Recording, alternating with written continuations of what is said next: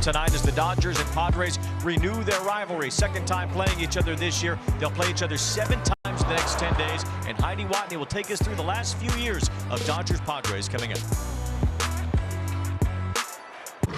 Tim Howard. Hey. If I place a bet in a U.S. game and the U.S. scores? Oh, you can get a share of 500 grand in bonus bets. Tim, it'll help. What's the 2-up early payout? Up 2 goals. Instant win. Who do you like in the late match? How are you feeling about betting the over? Make it the summer of soccer. BetMGM. Make it legendary. Win a share of $500,000 in bonus bets every time the U.S. scores a goal. The best room in the house is right out here in my lawn. Baseball on Apple TV, presented by Goodyear, and welcome to beautiful San Diego as Petco Park is the site of the latest installment of this NL West rivalry. Now the Dodgers and Padres have turned into one of the biggest rivalries in baseball. Two teams who genuinely seem to not like each other. Now, if you ask Dodgers fans, it's not much of a rivalry. LA has won 11 of 16 matchups since the start of last season, but that dismissive attitude is exactly what irks Padres fans. The little brother who finally slayed the Dragon in 2022 when it matters most in the postseason. Now, this time last year is when this rivalry ratcheted up a notch. The Dodgers and Padres faced off 7 times in 11 days, with the benches clearing multiple times. Shohei Ohtani and Fernando Tatis Jr. were each hit by pitches twice. The managers even got into it. Dave Roberts and Mike Shildt screaming at each other and each getting suspended. Now, Roberts has been behind this domination of the team that he once seemed destined to take over. Roberts was on the Padres coaching staff from 2011 to 2015, and he wanted that managerial job after Bud Black was fired in 2015. Instead, he became the manager of the Dodgers, starting with the 2016 season, while the Padres have had 6 different managers in that same span, with Roberts' Dodgers owning nearly double the amount of head-to-head wins to go with 3 World Series titles.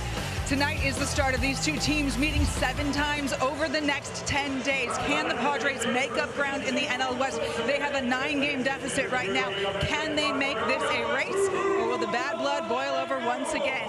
We're in for a treat tonight here in San Diego. It's Walker Buehler against his former team, and we are going to talk with Manny Machado on the other side of this quick break.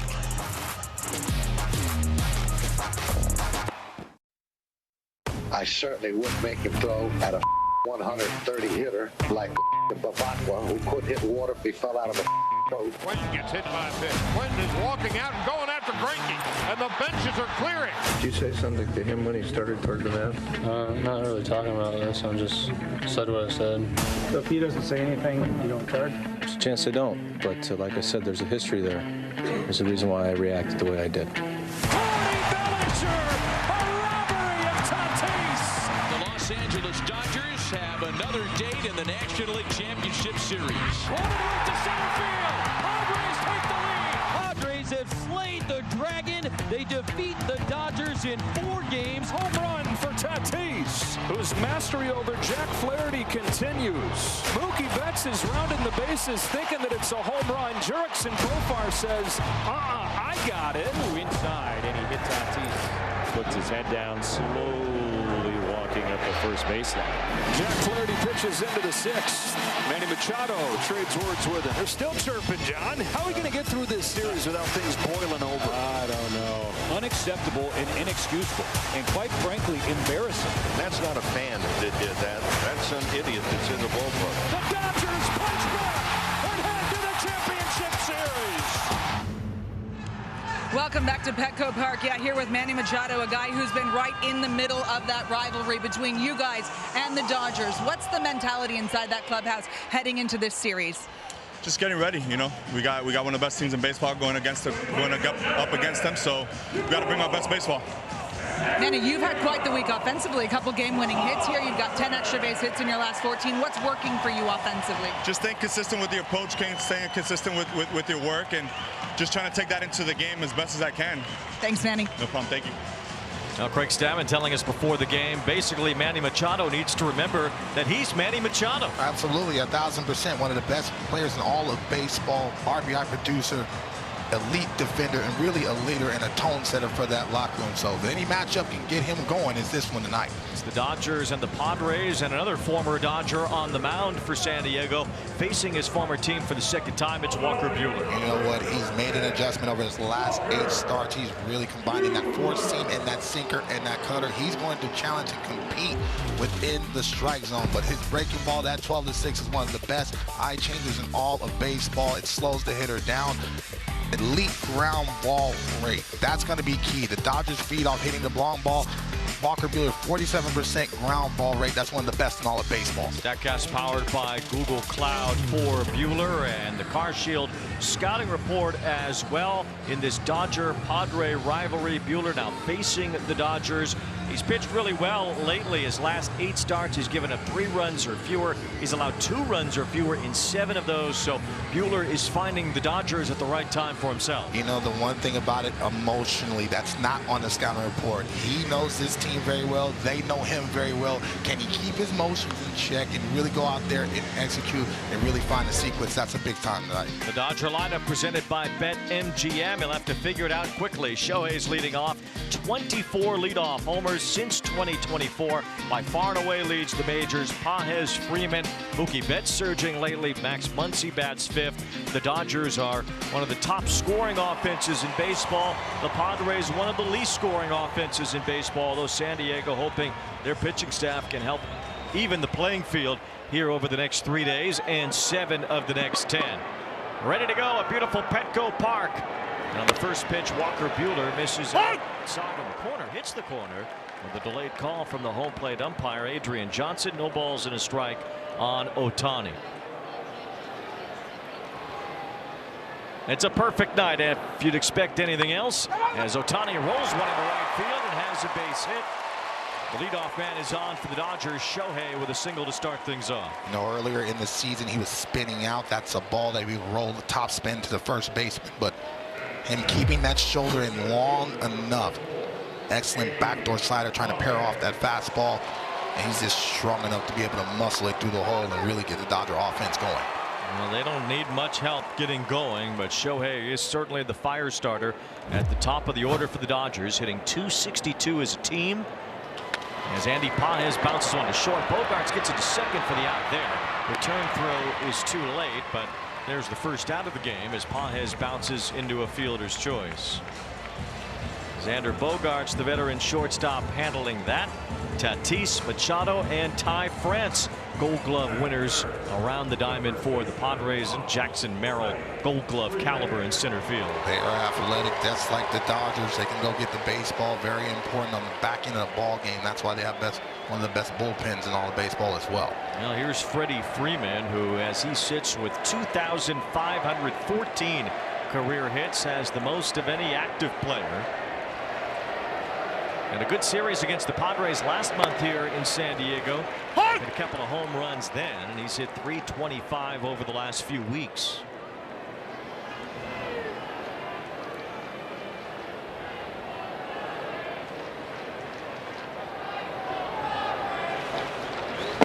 One ball, one strike on Freeman. Buehler at this point throwing a lot of cutters, 2-seamers, 4-seamers. They want him to play those 3 fastballs all off each other before he drops that curve in. You know, with the right-handed batter having that sinker, the left-handed batter, the cutter is very important, especially trying to jam guys if he doesn't have that velo. But so far he has the velocity. He falls behind Freeman here. 2 balls and 1 strike.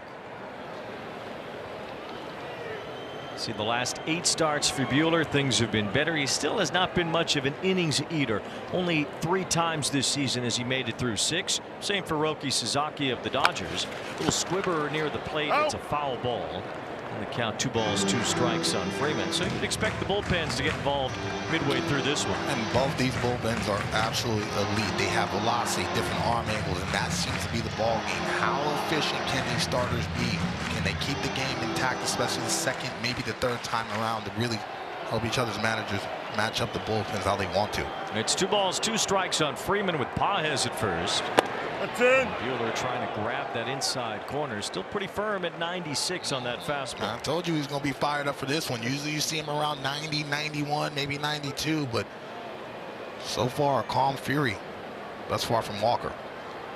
3 balls and 2 strikes. Paez gets checked at first. It looked like at one point Buehler was emerging in one of the best pitchers in baseball.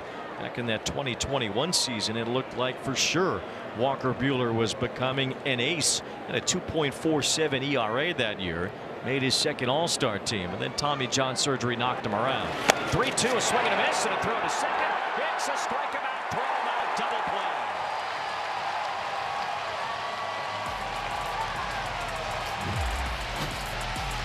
Freeman down on strikes. Rodolfo Duran quick out of the gate. A perfect throw to second, waiting for Paez to end the inning. In the leadoff spot, he has swung the bat well there. Samad Taylor has been a kickstarter lately for the Padres, in second. Then Merrill, Machado, Sheets, all guys that the Padres are hoping to get going this weekend. As Roki Suzuki's first pitch is ball 1 to Tatis. Suzuki has a 3.5 ERA at home, 6.1 on the road. Has to be able to navigate this lineup the first time around and really get settled in. First time facing the Padres. He's behind Tatis 2-0. Big fastball upstairs at 97.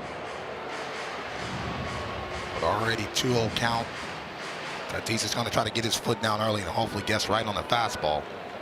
18 straight games on base. The long ball has come lately. Craig Stammen saying that's not just home runs for Tatis. He's hitting behind runners. He's doing all the little things, stealing bases, making more contact, and just trying to help the Padres win a game on that given night. First-year manager, long-time big league reliever, as Tatis takes that slider for strike 2. Just trying to refocus him to say, hey, you're a complete player. Defensively, offensively, just go out there and try to help us win ball games. He chases there for strike 3, and that was a darting splitter. That's the pitch for Suzuki now, that harder splitter. He's kind of gone away from the forkball, and that is nasty. Wow. Got to check that baseball. Not supposed to move him. It ain't that humid out here, but that is absolutely excellent. You see what you could have been. Mixed bag as a starter. I love that he has the fastball, the split, the shorter slider that he can keep on the plate so the hitters have to honor it. But you just see the mound presence. You see more confidence from him, and I think that's important for Dave Roberts and company. Carshield scouting report for Suzuki, and you see there it's at what could have been. I think the Dodgers look at it on like what still could be for Roki Suzuki. There's a lot of belief in this young pitcher from Japan. No balls and 1 strike on Samad Taylor, and there was an understanding that it would be different for Suzuki than Yamamoto or even Shohei, that he was just not as polished or as experienced as the others, and that it would take some time to get him to that level. 1 ball, 1 strike on Taylor. Suzuki has shown some glimpses lately. Had a couple of really good starts against the Angels. Had a 10 strikeout game, the first of his career in there as well. Then he gave up 7 runs in the start after that against the White Sox.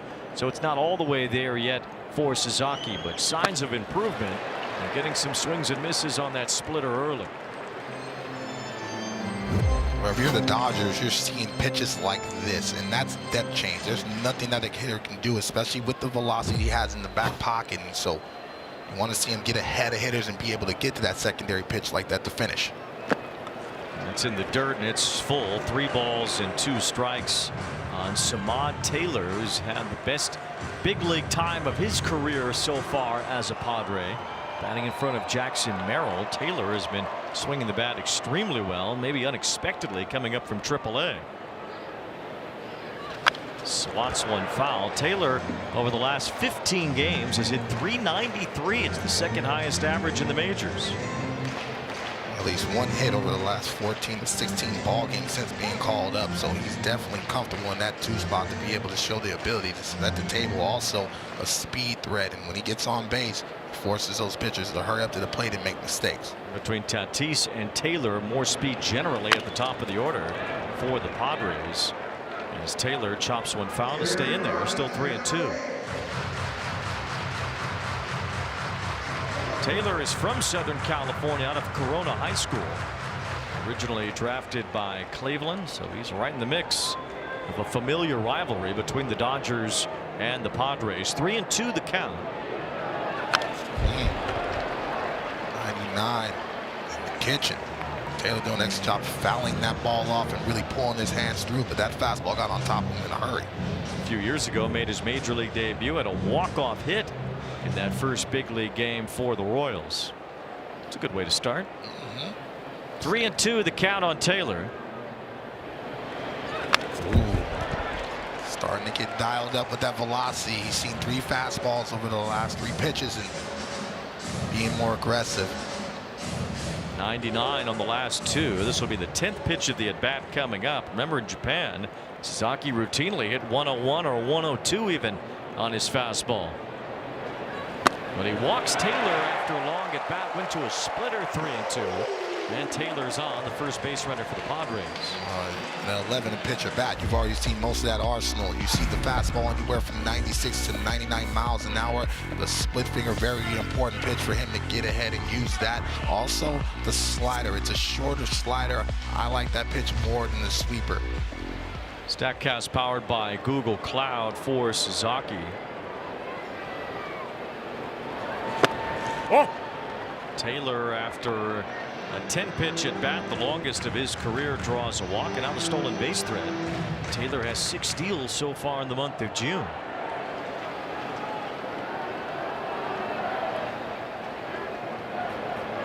Ground ball right at Freeman. He throws to second base for 1. Betts gives it back for the double play.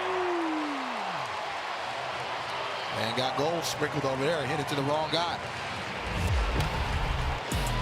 On hopper right to Freeman, down to a knee to grab it. 3-6-3. The Dodgers turn 2 to end the first.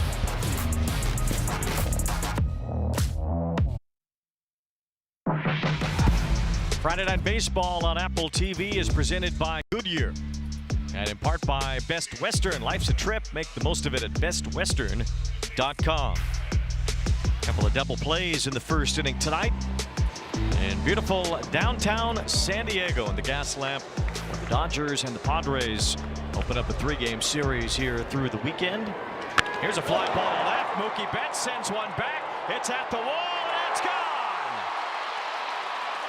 Mookie Betts just hit his 300th home run the other day. How about number 301? You can tell Wade he's starting to warm up, hitting 378 over his last 11 games. He's being confident. He's starting to backspin that ball with some shrink. Mookie looking back to normal. He ambushed Buehler and he hit it just over the wall and left, out of the reach of Taylor. Excellent job pulling the hands through. This was a tailing action sinker that just stayed up, and he beat him to the spot.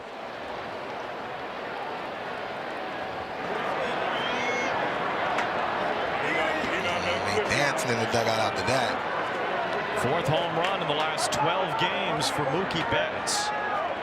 Is it close to 400 in that time?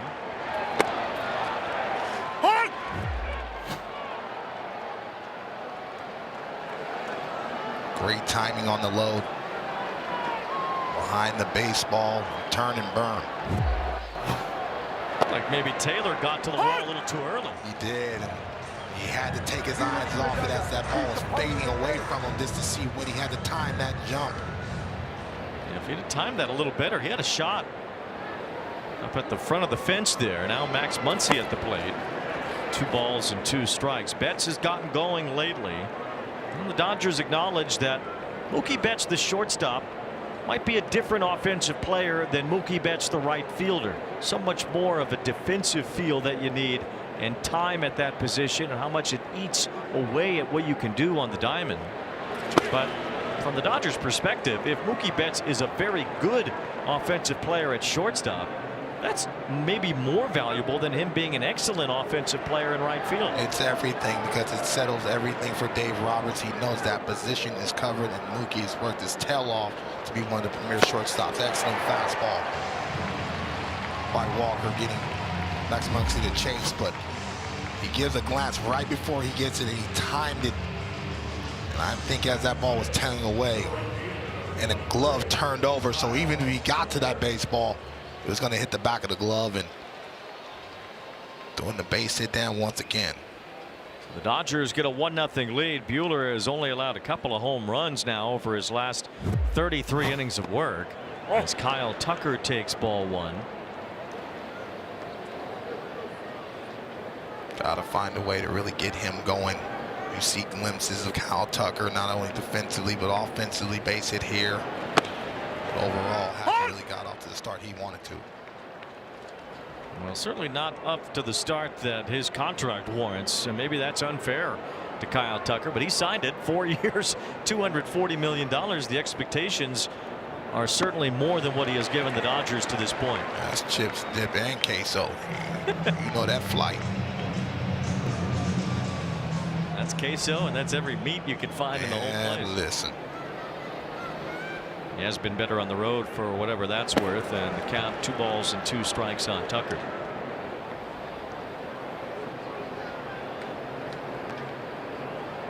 Dodgers with a 1-0 lead on the home run by Mookie Betts.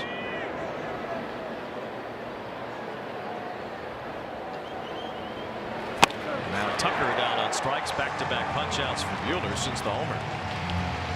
Being able to sequence the pitches, go east and west and north and south, and you're seeing that cutting action. Most hitters want to give up on that because they think it's a sinker, but all of a sudden the last 10 feet you see the rotation and you see that's going to stay on the plate, and that's a tough pitch to keep fair for the left-handed batter. 2 outs and now Tommy Edman, the batter, finally has returned from his ankle surgery in the offseason. Missed almost half of the year so far, but Edman can certainly be a valuable player, a flexible player. He can play all over the infield and outfield. Gives Dave Roberts more versatility, which the Dodgers appreciate from guys like Edman and Kike Hernandez and Miguel Rojas and anybody else who's filled that void over the last number of years.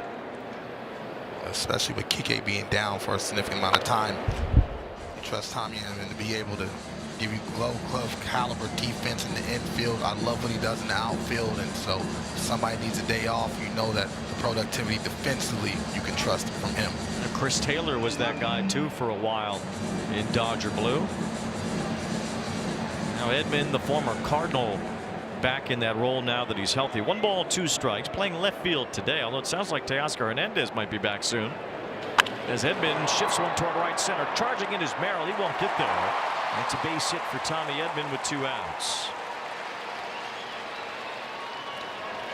And you'll find an empty seat in the house already. People showed up early, man. I thought I was going to be late to the booth, baby.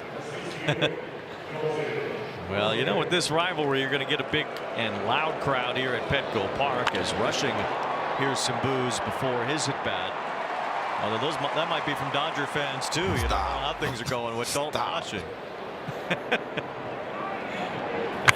First pitch swinging here, lifts a fly ball to center field. Merrill goes back and has just enough room before the warning track to haul it in. Dodgers take an early lead. Mookie Betts the reason why. First pitch of the second, a line drive home run. The Dodgers are up 1-0 at Petco Park.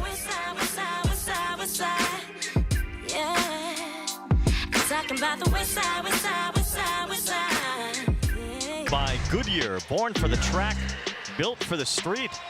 Our Goodyear drone cam can't beat this place. Beautiful, a beautiful San Diego night. Love the crowd, love the energy, and Petco is one of the better ballparks in all of sports. The City Connect uniforms for Friday Night Baseball as Manny Machado leads off the bottom of the second, trying to answer Mookie Betts' call with one of his own here in the home half of the inning. Machado has gotten going a little bit lately. Still, his 184 average is the lowest in Major League Baseball for qualified hitters. It's not where you'd expect to see the name Manny Machado, that's for sure. 90+ RBIs each of his last 5 seasons, so absolutely not hitting 184, but he is such a presence, not only offensively but defensively as well. And he's really the tone setter for this ball club.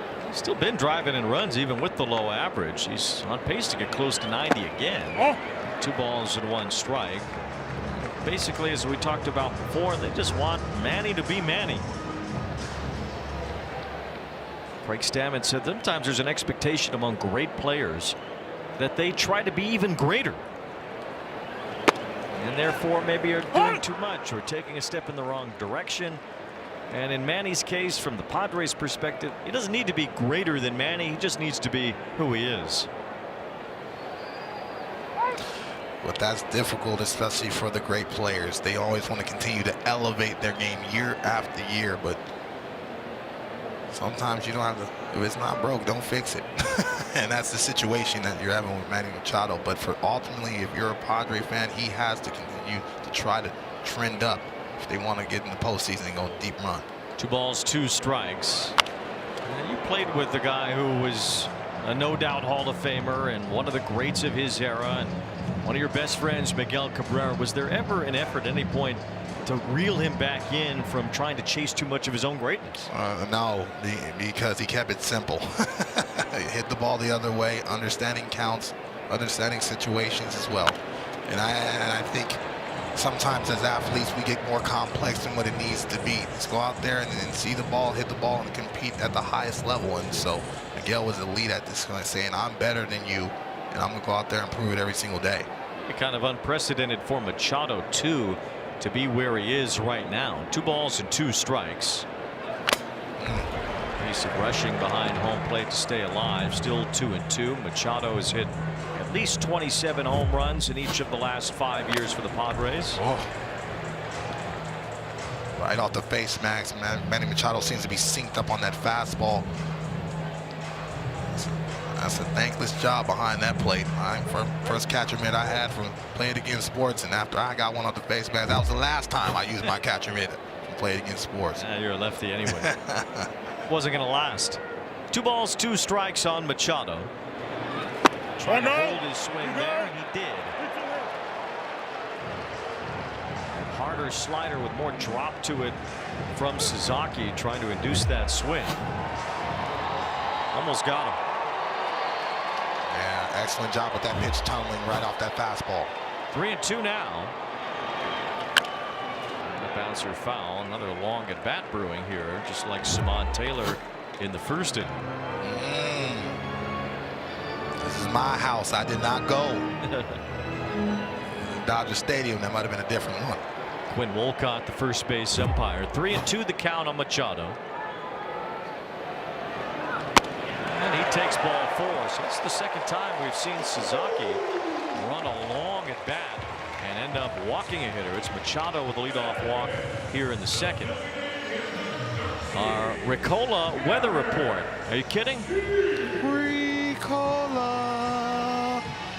I see about a cloud and a half. That's about it. There've only been 19 rainouts in the history of the Padres. 4 of them here at Petco Park, and it's not happening tonight. There's your weather report. Here's Gavin Sheets. Ball in the dirt, kicks away from rushing Machado. Quickly heads for second and makes it.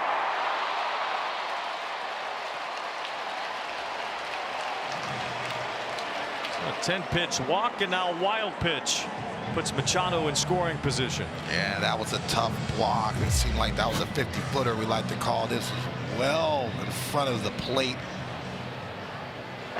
Tries to smother it, and Manny Machado did a great job of just reading that kick and giving him enough time to be able to get to second easily.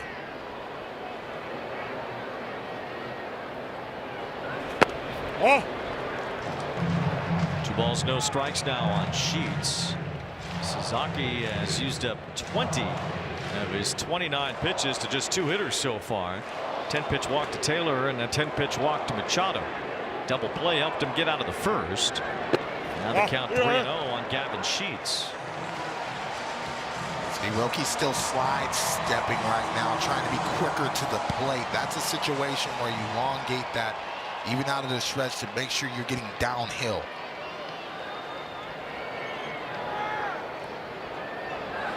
That's a strike, and now 3 balls and a strike. Sasaki has 5 wild pitches this year. No other Dodger has more than 2.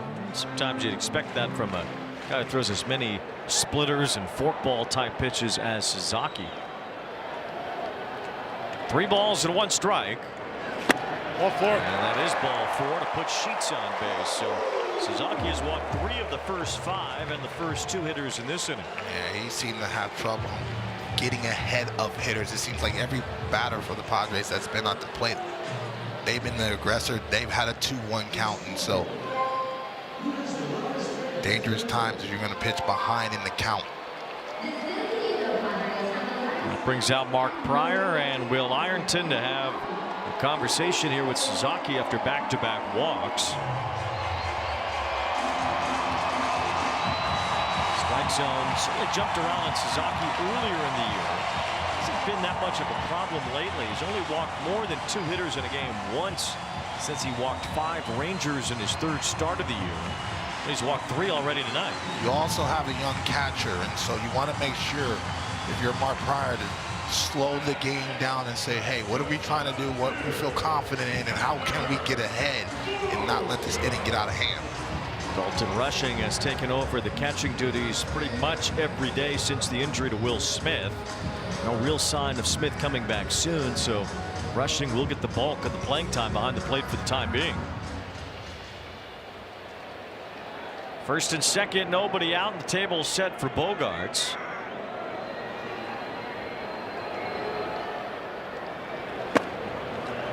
A Padre team that has not hit their way into much offense this year. This is certainly a door opening from the Dodgers starter. Xander hitting 186 in June with just 1 extra base hit in 19 games. He's such an important veteran leader and part of this offense. Oh no! Check swing that time. Bogaerts went around. But Sasaki ahead 0-2.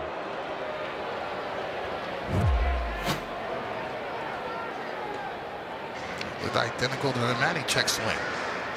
We'll see from sky view. Ooh. Yeah, you're right. Very similar to Machado's. No balls, 2 strikes the count. That's inside. Adrian Johnson telling us all about it. We don't have to really do much if he's going to shout him out like that. Everybody's on top of the game tonight, Weezy. Love it. 1 ball, 2 strikes on Bogaerts. Machado at second base, Sheets at first. They both walk. Now the Padres looking for a big hit.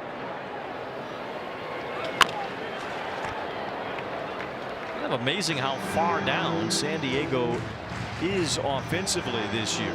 Hitting just .220 as a team.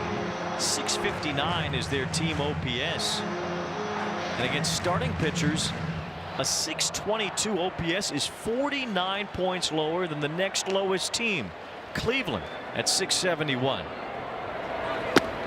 2 balls and 2 strikes now on Bogaerts. Well, that's why it's still so impressive that they're right there knocking on the playoff door, because their rotation and really the back end of their bullpen has been one of the best in baseball. But that's the scary thing about the National League. The Padres offensively have not synced up and played their best baseball yet. Line towards center. In comes Pages, who always gets a great jump. And he puts that one away to retire Bogaerts. Have you ever seen Pages take a false step as soon as the ball is hit? No, he is really, over the last 2 seasons, worked his tail off to be one of the better defenders in all of baseball. He works on angles, he works on jumps, and now you feel he's one of the premier center fielders in all of baseball, not just the National League. Without question, Andy Pages has certainly become an incredible defensive center fielder, and don't forget he's leading the National League in RBIs as well. There's Ty France coming up empty on a first pitch splitter from Sasaki. France, like Bogaerts, has cooled off. The Padres have had some of their players that they're relying on less step up early in the year, when the likes of Tatis and Machado and Merrill weren't hitting much. And as we've gotten in June, well, Tatis has been a little better, so has Merrill.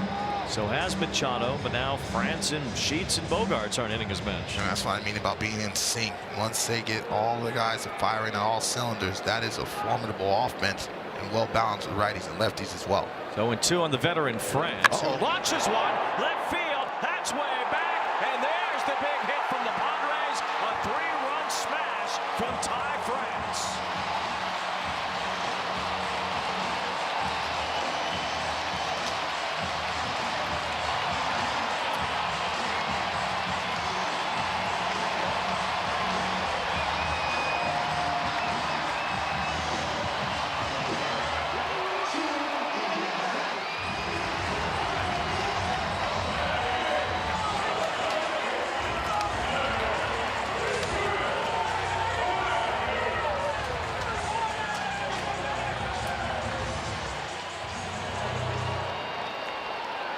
bad pitch call and execution of that pitch. You got ahead and then you slowed him down after throwing the fastball by him.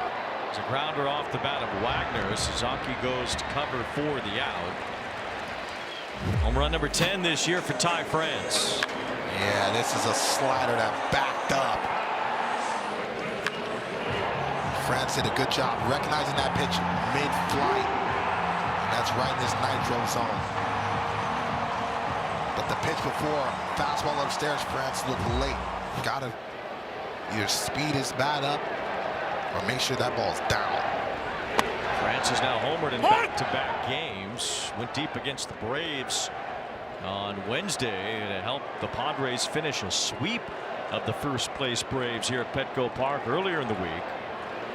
Now an early lead on the Dodgers. Just one hit, but a profitable one. After 2 walks, Suzuki gives up a 3-run homer.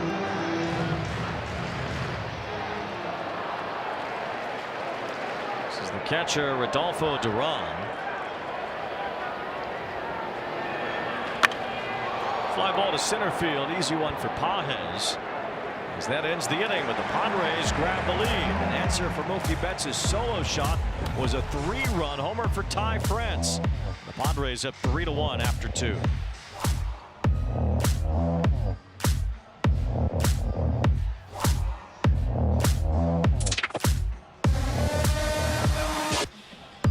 Good year. With Dontrell Willis and Heidi Watney, I'm Wayne Randazzo. We are in San Diego. Can't you tell? As the sun starts to set. Beautiful night here at Petco Park. The Padres have a 3-1 lead now on the Dodgers. As Alex Freeland leads off the top of the third. Looks to strike one from Walker Buehler, supported by Ty France's 3-run homer in the bottom of the second. Ty France still showing that power. Gold Glove winner in 2025 and the All-Star team in 2022, and so he's still a talented batter that you need in that bottom of that lineup. Freeland playing second base. Tommy Edman can play there once Teoscar Hernandez is back playing every day in left field. You probably see more of Edman at second base. If there's any sort of hole that this Dodger team has, maybe they can boost that position at the trade deadline. As Freeland goes down on strikes, Walker Buehler is fan 4. It's starting to be that time of the year where you start to think how teams can get better that are in the playoff race. Yeah, you're looking at that nasty split change. Bob Nada.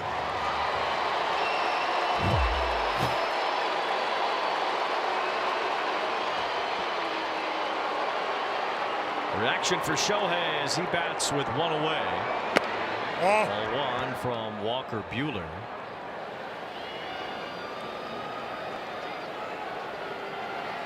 He still must see TV at every stadium he goes to.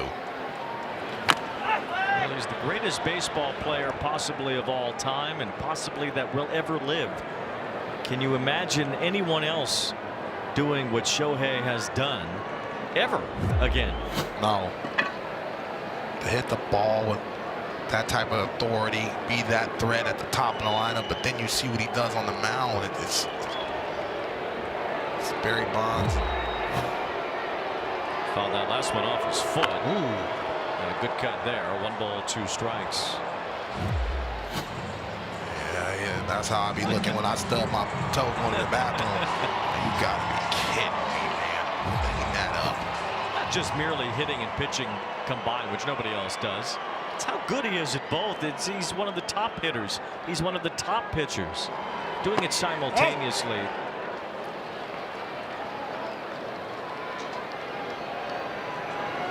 Ten home runs as a batter, 50 strikeouts as a pitcher. Well, he's done it 6 times. Nobody else in history has ever done it once in the same season. But Babe Ruth did it in separate seasons. But even Babe Ruth never did what Shohei has done simultaneously. Year in and now year out, overcoming a couple of surgeries to keep going as a pitcher. He takes strike 3 here.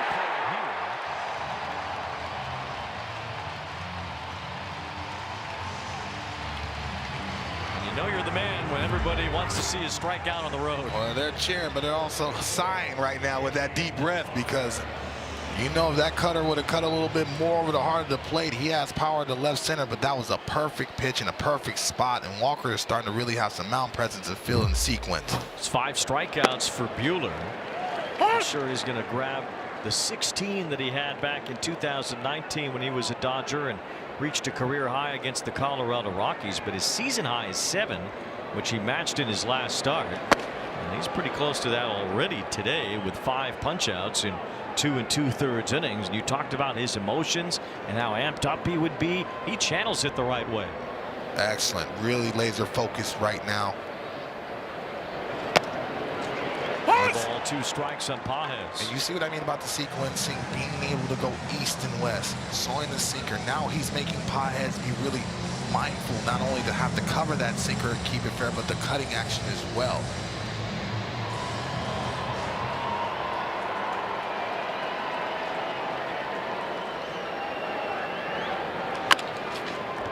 Walker Buehler was on the mound for the Dodgers in the 9th inning of Game 5 of the 2024 World Series, putting the Yankees away and working out of the bullpen to finish that. His first major league save came to close a World Series win for the Dodgers, their first in a full season since 1988. 1 ball, 2 strikes. Pages sends one out toward right center. It hangs for Tatis. Buehler's been strong so far in 3 innings. He has 5 strikeouts, 1 run allowed as the Padres have the lead.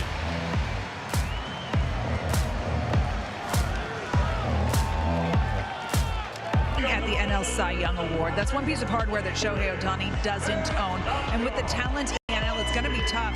It's also tough for him to get the innings needed to be competitive. To qualify for an ERA title, a pitcher needs 162 innings.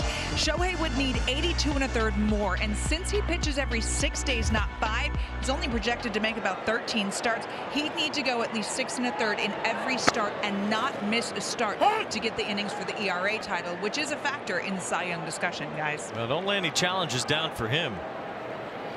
Look, I told my good friend Eric Carroll's, if he's even closed that last month, they might even go into a 5-man rotation if Shohei says it. Fernando Tatis Jr. leads off here in the bottom of the 3rd, struck out his first time.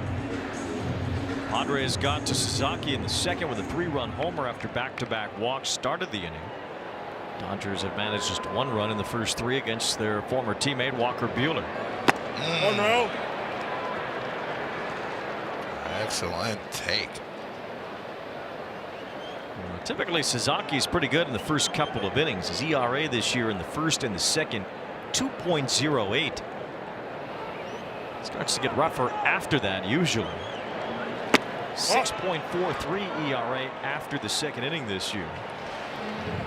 First time to the lineup, 190. Second time, it jumps up to 279. So he really got the focus and bear down and try a different sequence to get these Padre hitters out. He's got 2-2 on Tatis.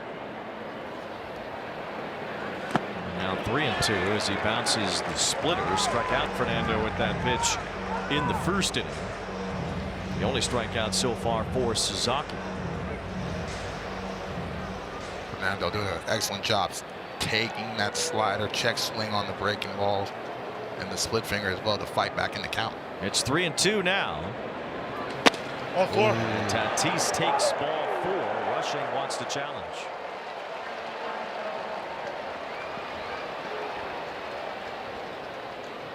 And Rushing wins the challenge. Strike 3 called. As that pitch is overturned, Tatis strikes out for the 2nd time.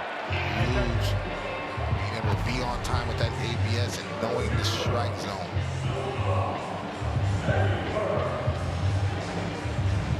Well, catchers seem to really have a good idea on the corners especially. And Rushing knew right away on 3-2 to pop the button for ABS. Taylor bunting got all twisted up.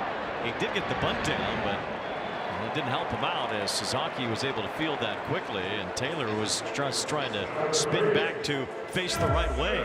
He was trying to protect himself, already drew in, and this is a fastball that is running in and really trying to take his fingers off that bat.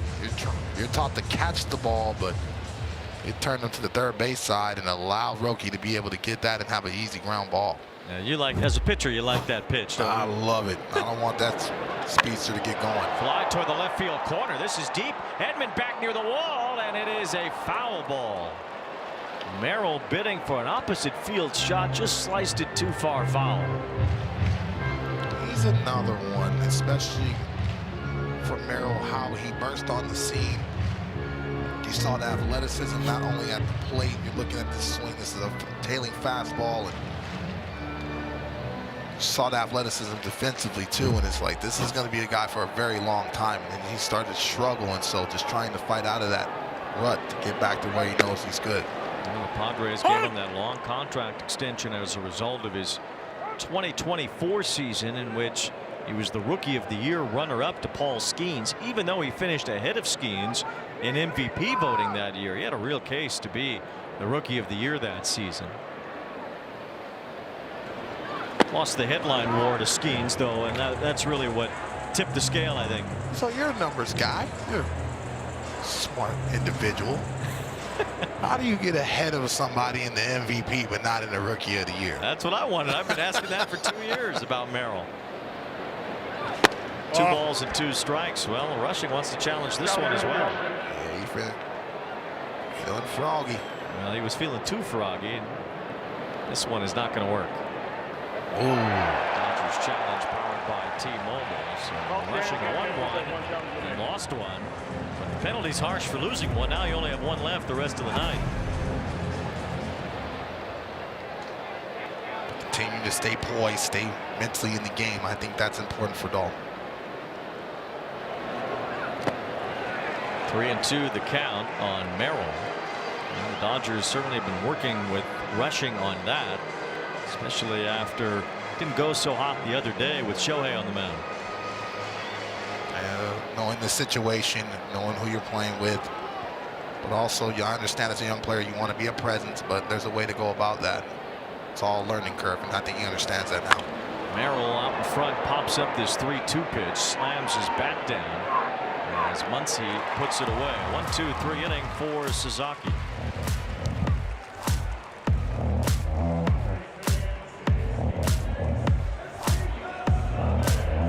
Time for a Sage Manager interview here with Craig Stammen. You know, Ty France, with so many superstars on the team, he really goes under the radar. But what has he brought to this group? Yeah, just a veteran player that goes about his business every day. One of the hardest workers we got on the team, and he's got some clutch in him. So great hit today. Yeah, that was certainly a big one. Walker Buehler, ERA under 2 in June so far. What has been working for him lately? Yeah, we're seeing it on display tonight. He's just making pitches, and he works the counts, and then makes a pitch when he needs to. Thanks, Craig. You got it. Thank you. Walker Buehler in 3 innings tonight is allowed to run on 3 hits, 5 strikeouts, just 2 shy of his season high.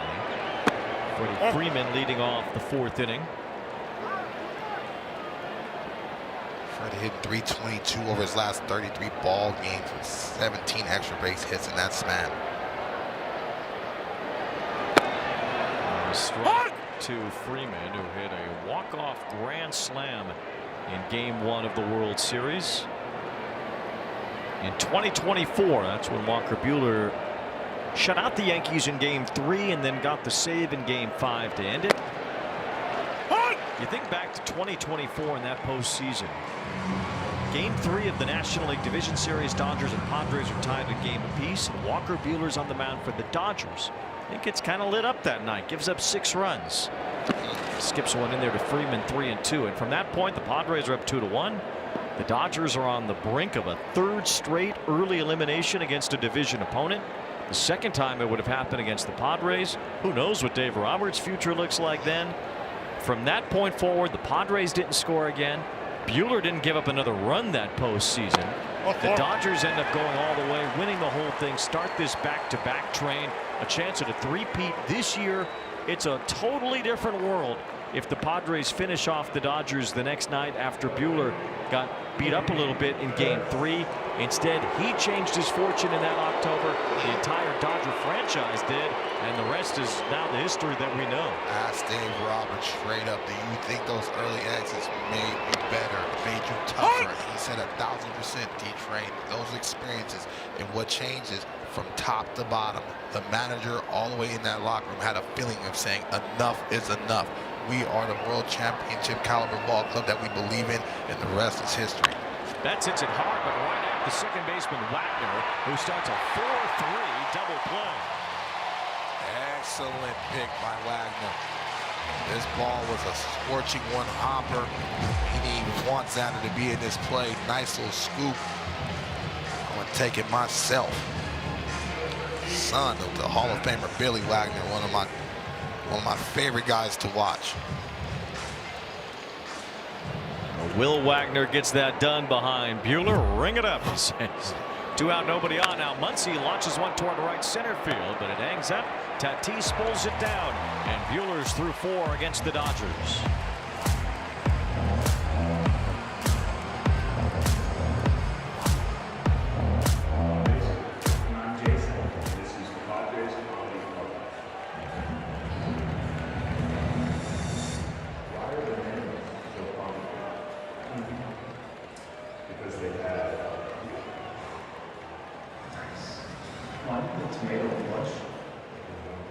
Because it saw the salad dressing. Did you do the rumor about Well, it's now probably shouldn't spread.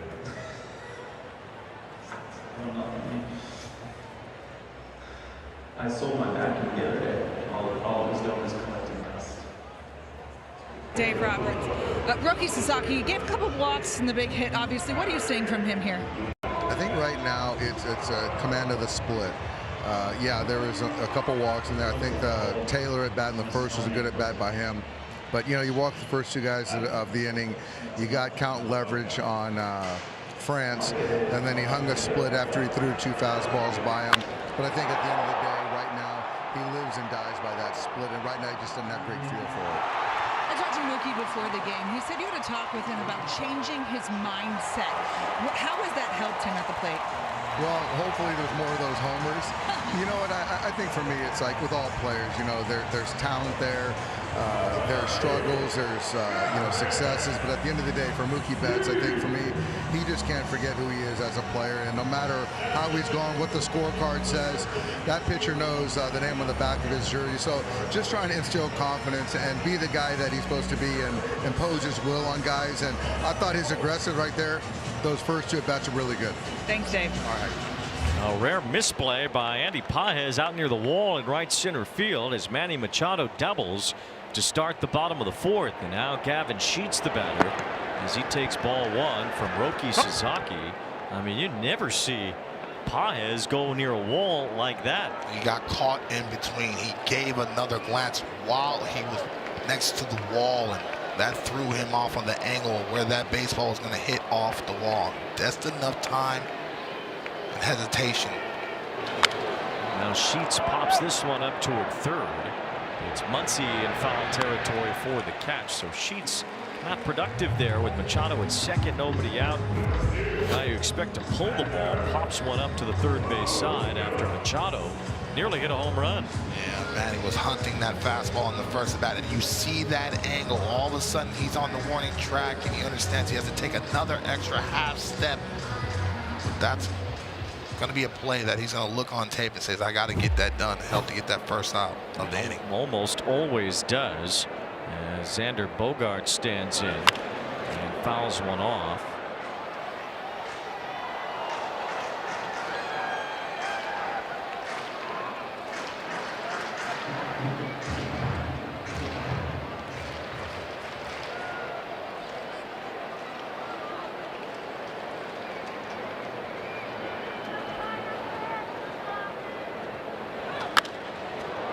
Pop-up, this one to the right side near the line. It's Kyle Tucker making that catch. Machado will stay put at 2nd base. So after the leadoff double, a couple of easy pop-ups, keeping Machado at 2nd.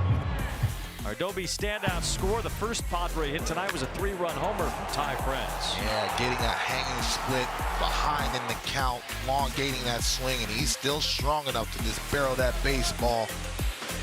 Juan Changle. 3-1 lead.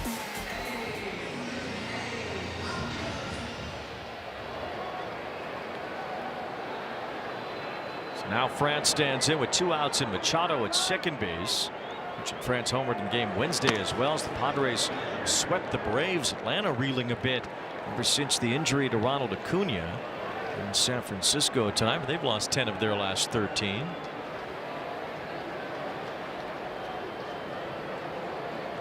One ball, no strikes on France. On the count 1-1. A couple of firings in the league today. The Mets let go of their manager Carlos Mendoza, and the Angels fired their general manager Perry Minasian. Yeah, both of those organizations. You look at what Carlos Mendoza has been through in the Mets managerial spot, and really that team has not responded. And you saw glimpses, but all of a sudden they're losers of 6 of the last ball games, and they're just not looking like they're going to be able to make that turn. And the halos, you know, like the back of your hand, and so tough going so far. 2 balls and a strike. Swing and a miss by France on a slider. 2-2. It's the first swing and miss Sasaki has gotten since the 2nd inning. He has 2 strikeouts tonight, both on Tatis. Yeah, that slider. It's such an important pitch, but you have to be able to throw it to where it's competitive, and the hitter has to honor it. Ooh. France late on that fastball at 99. Still 2 balls, 2 strikes. See, now you have him sped up to honor that velocity. This is a good time to try to double up on that slider. For your France, you're just hoping that he backs up one pitch again, especially to the poolside power.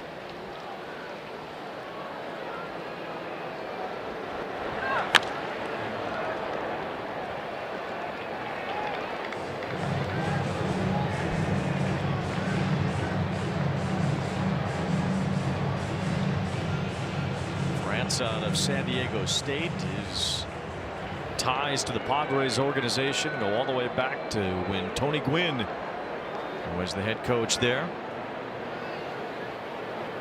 France gets hit by the pitch. On the left hand, and France writhing around in pain. It's scary for a hitter to get hit on the hand.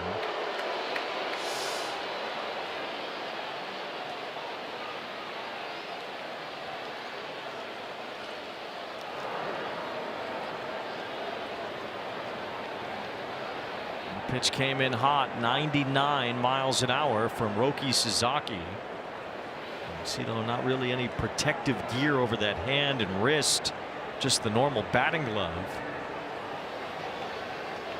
Yeah, another fastball that is took off on the arm side. He's been having that running action all day, and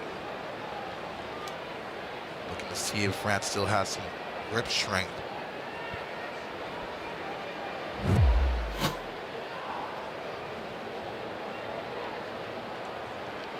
Got him right on the wrist.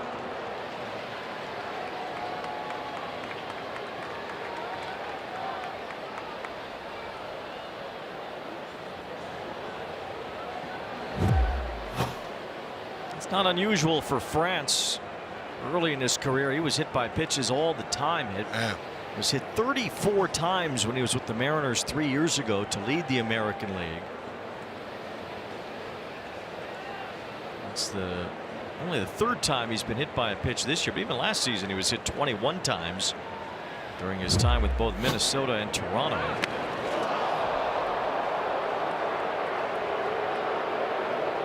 So the hammock bone in that area. That baseball gets on you very fast, especially if you're looking out over the plate. Your eyes are going to right center, and all of a sudden, tough to get out of the way of that tailing action fastball. Looks like you can already see some bruising on that left wrist. You're going to see some bruising at 100 miles an hour. Oh, look at that. Ooh, man, oh, Lord. So Ty France hit by the pitch. Looks like he's doing what he can to stay in this game. Nice hand from the Friar faithful here at Petco Park as France heads to first. Join Machado on the base paths here. Manning at second base. And Will Wagner due up. When you're hit as much as France has been hit over the years, that is the 129th career hit by pitch for France, 3rd among active leaders. Well, you're used to the bruises and bumps that come along with it, I would imagine. Yeah, he's a tough guy. He lives for that, but care how strong you are. There's certain small bones, especially the forearm, the wrist, the hand. You're going to feel that. Hopefully he's all right and he stays in the ball game. Only Starling Marte and Wilson Contreras have been hit more among active players. Contreras a lot surlier, though, when it happens to him. Here's Will Wagner taking ball one. Wagner grounded out his first time, as D-Train mentioned, the son of a Hall of Famer. Great closer Billy Wagner.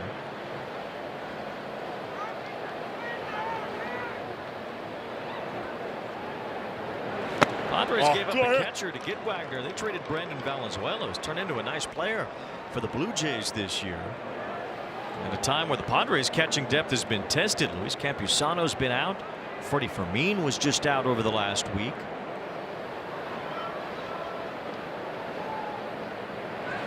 Three balls and no strikes. Sasaki falling behind here. He's already walked a few hitters. Pitch count growing for Sasaki. 73 pitches, not yet out of the fourth.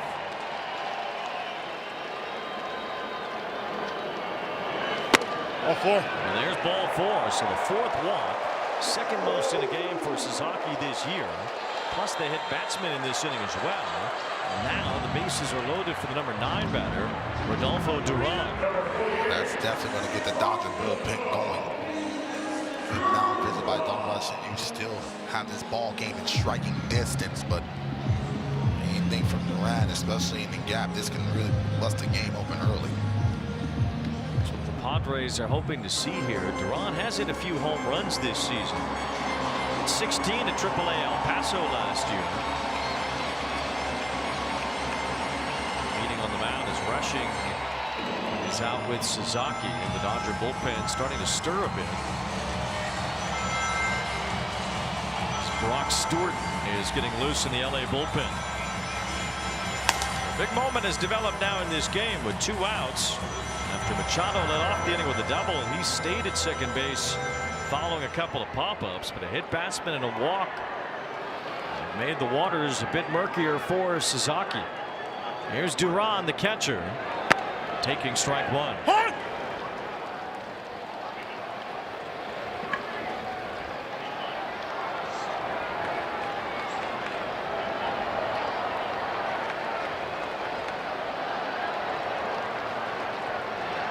Ground ball up the middle. It's Betts grabbing it, flipping it, and ending the inning with a good reaction to his left to retire the side. Padres strand 3 and keep it a 3-1 lead.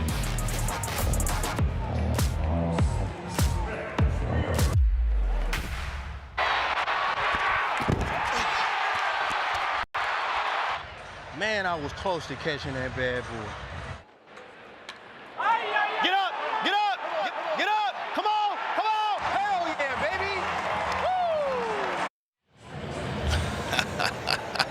Close to catching that bad boy. Samad Taylor adding a little analysis as he was climbing for that Mookie Betts home run in the second inning. And the excited reaction for Ty Francis home run in the bottom half of that second. Kyle Tucker is leading off here in the 5th inning. It's a fly ball off the end of his bat toward Taylor as he has a long run near the line and makes the catch, caught up to it.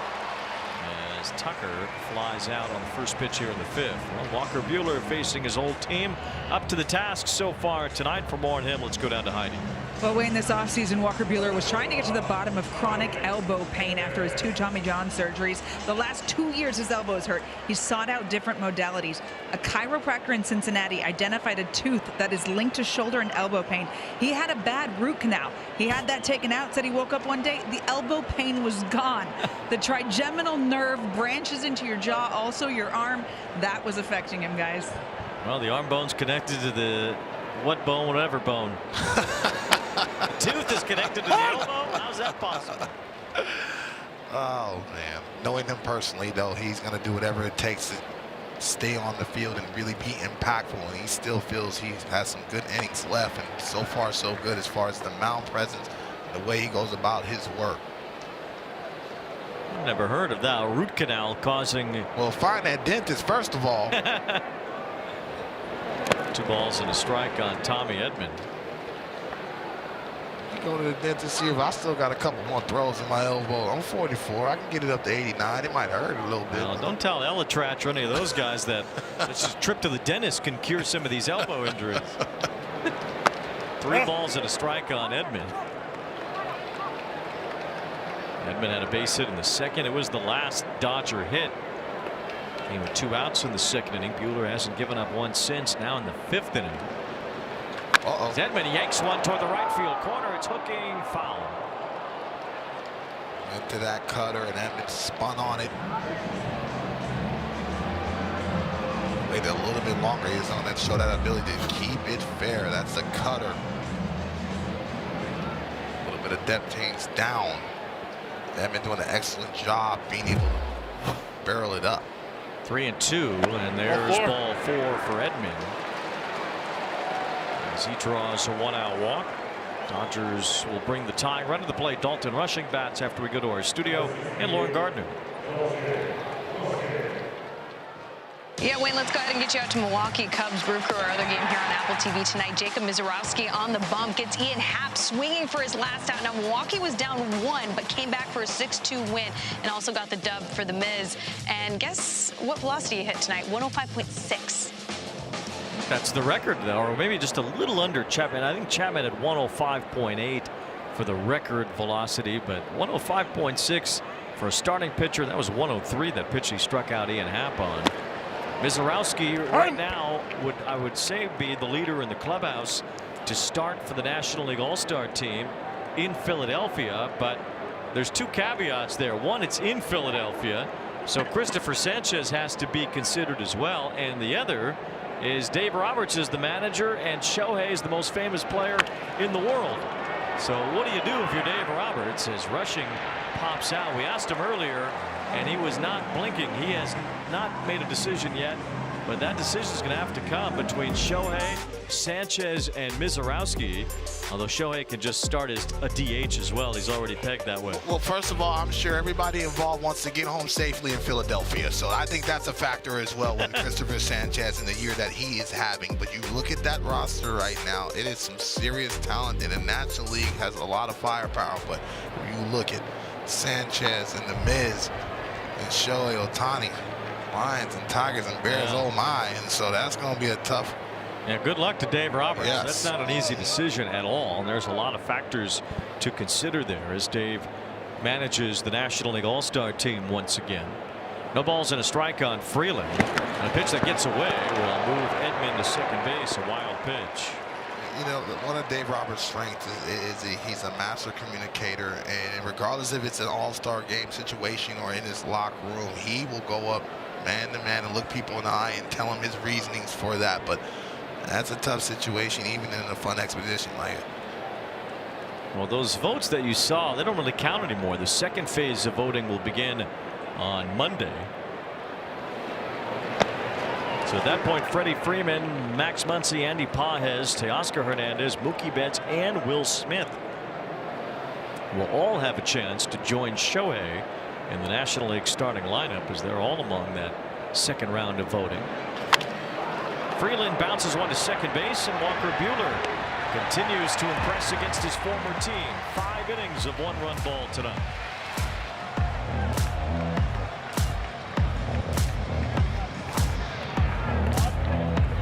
Journey to 30 sweepstakes presented by T-Mobile. The ultimate bucket list. Enter now for your chance to win trips to all 30 ballparks. All 30 of them. Visit MLB.com/journey to 30 sweeps. Manny Machado, one-time Dodger, a long-term contract, and then an extension of that contract with the Padres. Of course, Dave Roberts was a Padre outfielder at one point.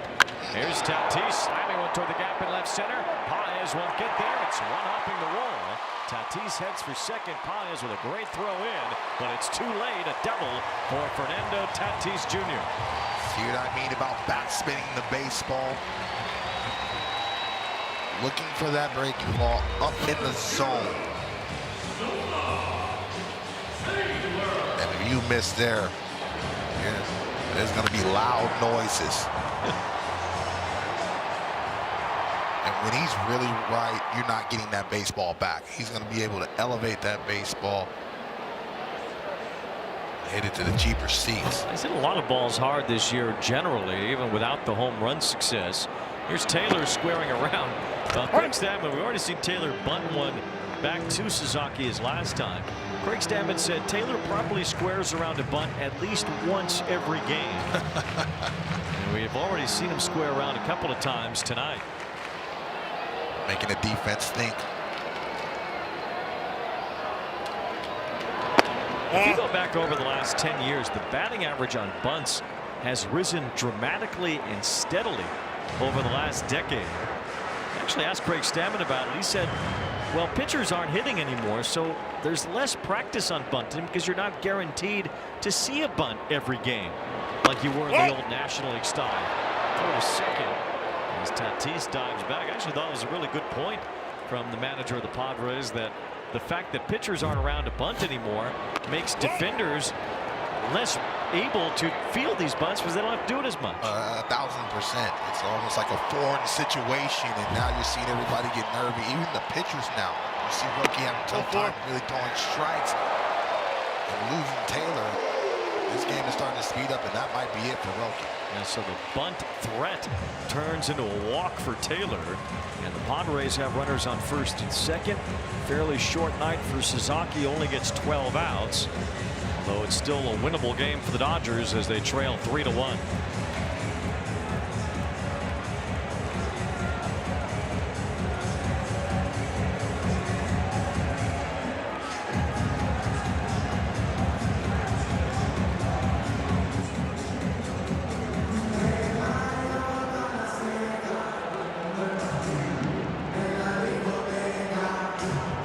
Double. His early season struggles at the plate were well documented. The Padres hitting coaches worked with him to close off his stance so he would stop rolling over on the ball. But that stance never felt comfortable to Tatis. So he went back to the open stance and everything clicked. The work he had done to keep from flying open with his hips and his chest stayed with him when he moved his foot back, and it gives him the movement and timing he needs for his swing to flow correctly, guys. And flowed there, 111 off the bat of Tatis for the double to start this inning. Now Jackson Merrill, who's actually hit lefties better than righties this year, takes ball one against the lefty Jack Dreyer. Jack Dreyer being able to throw the fastball anywhere from 94 to 96 miles an hour. You already saw that breaking ball. Very important matchup. Rogie looking on saying, hey, those are my runners, and this is a big situation where the game once again can be broken on one base hit.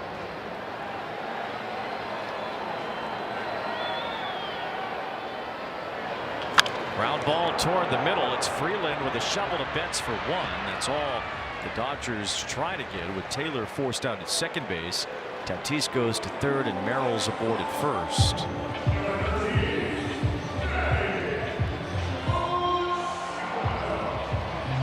Brings up Machado with runners on the corners. Machado tonight has walked and scored. He has also hit a laser of a double in his own right, knocking one off the wall in right center field last inning.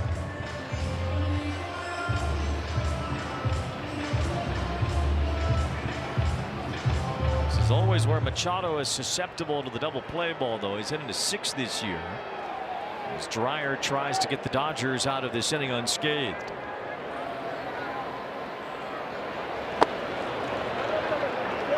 Well, one to Machado has picked it up as far as driving in runs lately.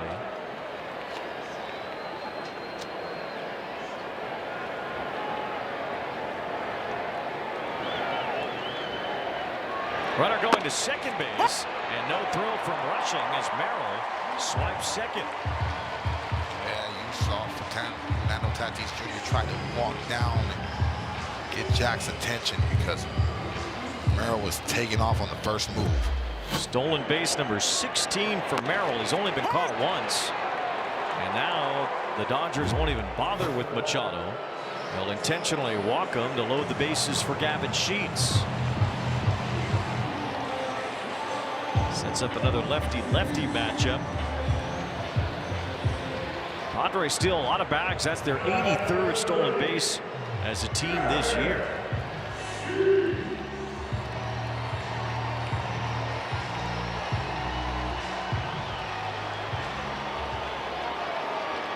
Three of his 77 home runs for Sheets have come off right-handed batters. big spot for him right now. Lefty. Sheets takes one in the dirt. Good job by rushing to keep it at home plate. 1 ball, no strikes.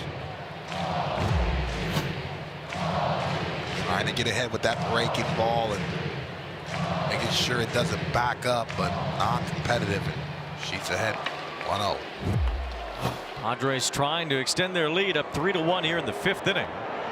Sheets whiffs on that good breaking ball from Dreyer. 1 ball, 1 strike.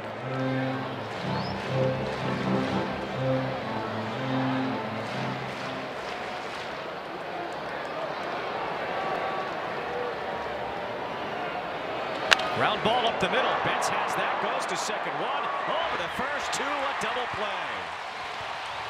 The Dodgers survive another Padre threat. 2nd straight inning. The Padres load the bases and don't score.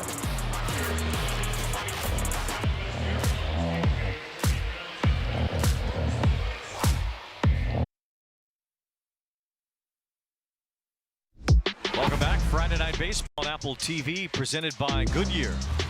With Dontrell Willis and Heidi Watney, I'm Wayne Randazzo. We're at Petco Park for the Padres and the Dodgers. First of 7 times these two teams will meet in the next 10 days. Through next weekend, where they'll have a 4-game series at Dodger Stadium. And it's Shohei leading off the 6th inning against Walker Buehler, who has not often gotten into the 6th inning this year. He's only completed 6 innings in a start 3 times. As he falls behind Ohtani 2-0. Certainly Craig Stammen has to be aware of that. Plus the 11.25 ERA that Buehler has in the 6th inning this year. Padres bullpen is already up as Ohtani takes ball 3. 3rd time through the order. Opponents hitting .395. It all turns into a wreck for Buehler once he gets to this point in the game. And there's Yuki Matsui. Strike 1 to Shohei, who had a base hit earlier in the game, and he's also struck out. Being able to navigate the lineup the 2nd and 3rd time, understanding what works for you, also being able to have that velocity and execution. Excellent pitch. He's had that backdoor cutter all day long, and so even if he's falling behind in counts, he knows he can rely on that pitch. A lot of left-handed batters give up on that pitch, but it was excellent down in the zone. He struck out Ohtani with that pitch last time. This is the 7th full count Buehler's been in tonight. And Shohei, it's a bouncing ball. France reaches it with the backhand, and Buehler covers, reaching behind his back to get the out on Shohei. Huge first out against Shohei. Being able to have the ability to fight back in the count and get him to hit the ball on the ground. Getting over there. This is not an easy play. France going to his right, knows he has to get that ball. Walker Buehler not only has to find where the bag is, but catch the baseball at the same time. Huge first out for Walker and the Padres. Ty France told The Athletic that the reason why he felt he won the Gold Glove last year was because he started making that play at first base, backhanding the ball more. There's a tip from Carlos Correa that said if you backhand the ball more at first base, the metrics will start to follow you, and France ended up winning the Gold Glove because of plays just like that last season. 1 out, nobody on. Here's Andy Pages. 2 balls, no strikes.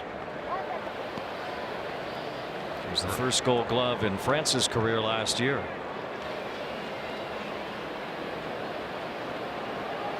Last time Buehler went 6 complete innings was June 3rd in Philadelphia, facing the team that he finished last season with, the Phillies. Well, now you're not seeing the sharpness, and that's why if you're Stammen and company, you have somebody up. He's already fell behind twice with 2 3-ball counts. 3-0 on Pages. And Buehler unable to rally back this time. He walks Pages on 4 pitches to bring up Freeman. With the lefty up in the bullpen, and I wonder if the Padres might make the change now, knowing that Buehler turns into a pumpkin pretty quickly. But this is where you know personalities in situations. Do I trust my veteran to go up against Freddie Freeman, or am I going to go get him in this situation? Manny Machado's making that slow walk to the mound. The rest of the Padres about to join him on the infield. That looks like the end of the night for Walker Buehler. A good performance against his former team. Just a run on 3 hits so far in 5 1/3 innings, in line to win it if the Padre bullpen can hold it, but a long way to go.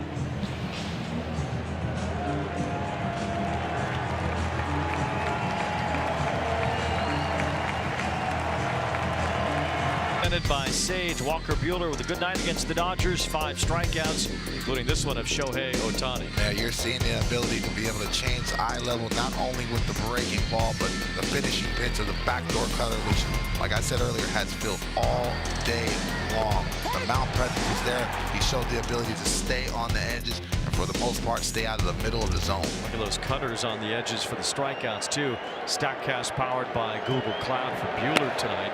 Former Dodger first-round pick, the former Dodger All-Star, and the former Dodger postseason hero, shutting down his former team tonight. Yuki Matsui faces Freddie Freeman, who represents the tying run. Still a close game. The Padres with chances in the 4th and the 5th to bust it open a bit were unable to. So that puts a lot of pressure on the Padre bullpen to hold a 2-run lead against a very mighty offense. Yeah, but the Padre bullpen, that's a huge strength for them. One of the best in all of baseball. Only 11 blown lead losses. It's best in baseball as well. 2 balls, no strikes on Freeman, who walked his last time and fouls this one off. It's 2-1. If they get it to the 9th or the teeth of the Dodger lineup, you will see that bad man Mason Miller heat up. Now, Dodgers got to him last month when these two teams played, and not many teams have gotten to Miller, especially this year. Freddie Freeman with the count, 2 balls and 1 strike.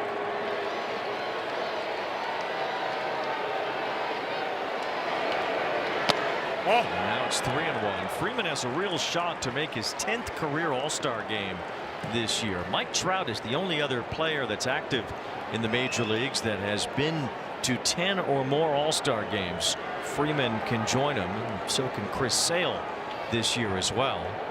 3 balls and 1 strike.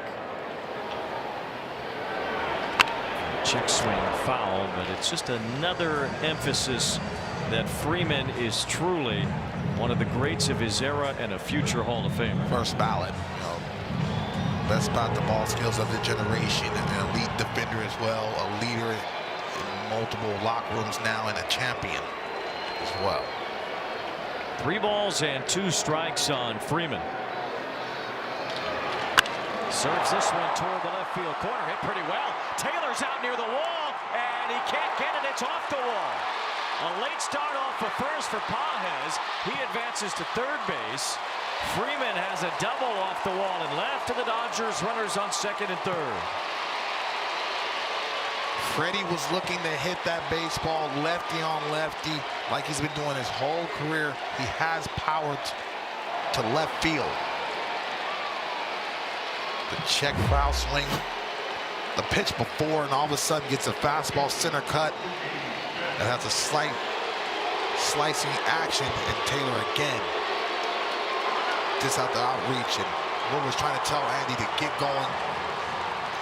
So he knew that baseball was going to be down, and now the Dodgers have something cooking. It's the 20th double this year for Freeman. Mookie Betts is intentionally walked, and that will load the bases, giving Matsui another lefty-lefty opportunity. With Max Muncy due up, Ruben Niebla is the pitching coach for the Padres, as he has been for quite a while.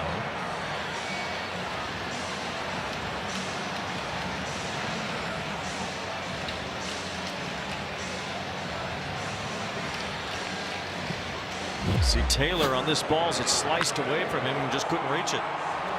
Yeah, he gave a glance once again, and that ball just with the slicing action, and he's like, that's a tough one, especially when it's tailing away from me. Here's Muncy, who's 0 for 2 with a strikeout.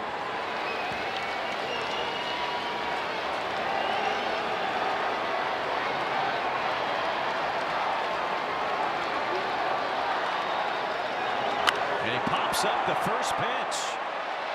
Infield fly rule should be in effect here. As Machado let it drop.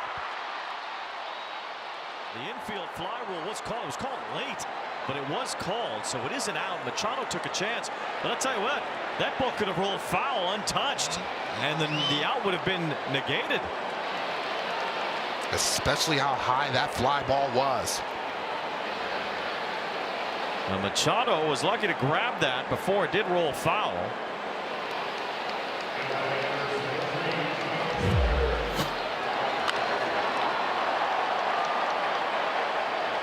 He's open to cause some chaos on the bases. As Tucker swings and misses, and it's 0-1.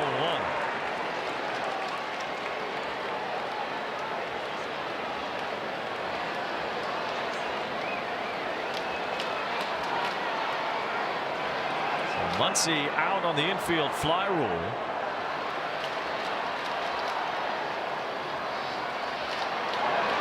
Now Tucker is behind here. No balls and 2 strikes.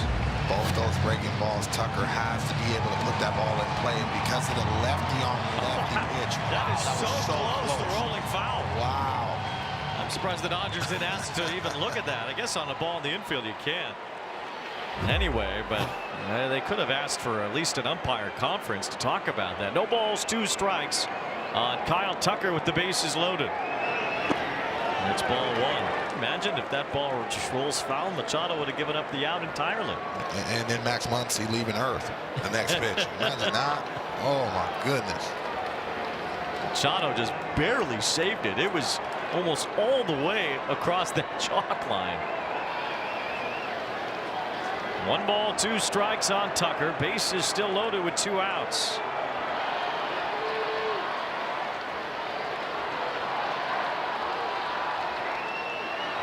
And a fly ball to right should end the inning. Tatis and Merrill are there. It's Merrill who makes the catch, and Yuki Matsui saves the day for now. The Dodgers, like the Padres have twice, leave them loaded, and it stays 3-1.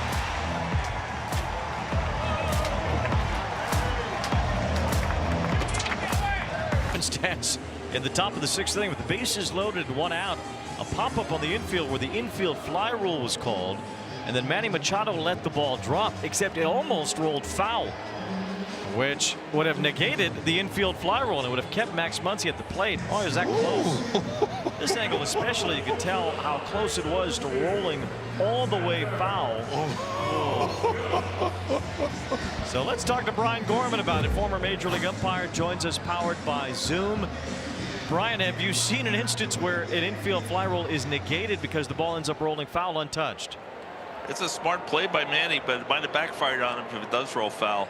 If the thing about infield fly is that it's just an infield fly has to be handled with ordinary effort. Now, when Manny got underneath it and waves everybody off, that determines the infield fly. After that, he lets the ball hit the ground. He didn't realize it was going to bounce towards the foul territory, but he grabbed it right on the line, so he saved it. But smart play, because sometimes the runners don't realize they're not forced. 0-2 on Bogarts. Could Dave Roberts have asked the umpires to talk about whether that ball was kept in play by Machado? It looked like it almost did roll all the way foul. Yeah, between home and first base, it's the home plate umpire's call whether it's fair or foul. The only other person on the field that probably has a view of it would be the third base umpire. But I think he had a pretty good view that the ball did roll into foul territory. You got it right before it hit the rolled foul. All right, Brian, thanks a lot. You bet. Brian Gorman, powered by Zoom, sounding very crisp this week as Manny Machado almost backfired, but it is. I always think that infielders should do that more often. Let the ball drop. Well, let's be a little more into the infield, though, shall we? You know what I mean? That was a little close to the line, especially lefty on lefty, and that's why he gave a little smile to his infielders. I know I got a lot of gold gloves at the house. Let me drive the bus, but that was a little close. That was living on the edge, literally, of the chalk line. Ty France, who was hit by a 99-mile-an-hour fastball on the wrist earlier, seems to be just fine as he continues on here. He also has a 3-run homer, which is the only offense San Diego has needed so far tonight. Inside out swing and a bouncing ball that Freeland gets to on the outfield grass. Quick throw to retire France, who provided the one punch from the Padres so far in this one. Yeah, he was behind in the count, just swung through a fastball at the top of the zone, but got the split finger down in his nitro zone, and you saw the exit velo, the distance, and we need to do a little StatCast on the backflip, the dismount on that as well, because he knew it was gone right off the bat. His avatar knew it too. Let everybody know, this is my hood. 2 outs. Oh, well, Ty France's avatar ruling the digital space with that long fly ball. I'll let them know sometimes you're from St. Charles. No. 2 out, nobody on as Will Wagner bats. Wagner walked his last time.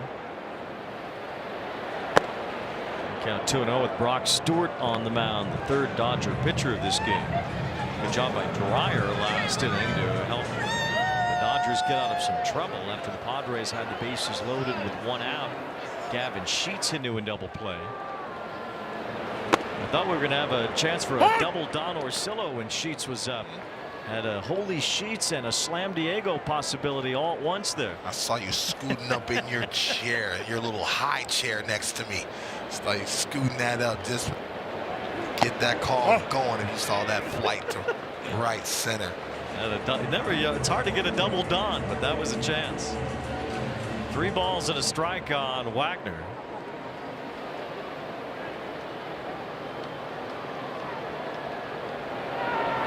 And there's another walk for Wagner. That is the 7th free pass issued by a Dodger pitcher tonight.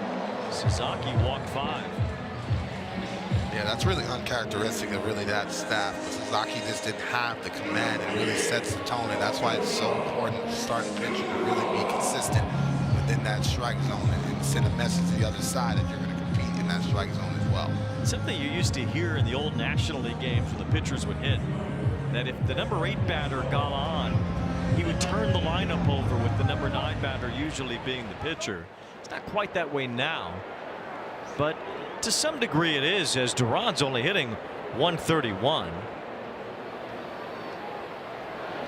But he smacks this one toward the right field line. It's slicing foul and out of play. Ooh, nice catch. It's not quite the same effect as turning the lineup over. That was a nice catch by a fan in a Manny Machado jersey. Challenge and a Manny Machado with the hat too. Oh, the hat. Oh baby, the cat in the hat. Very cool. Sung Moon Song is the pinch runner at first base for Wagner. As Duran hits a high pop-up. Again, that 2-out walk to the 8th batter.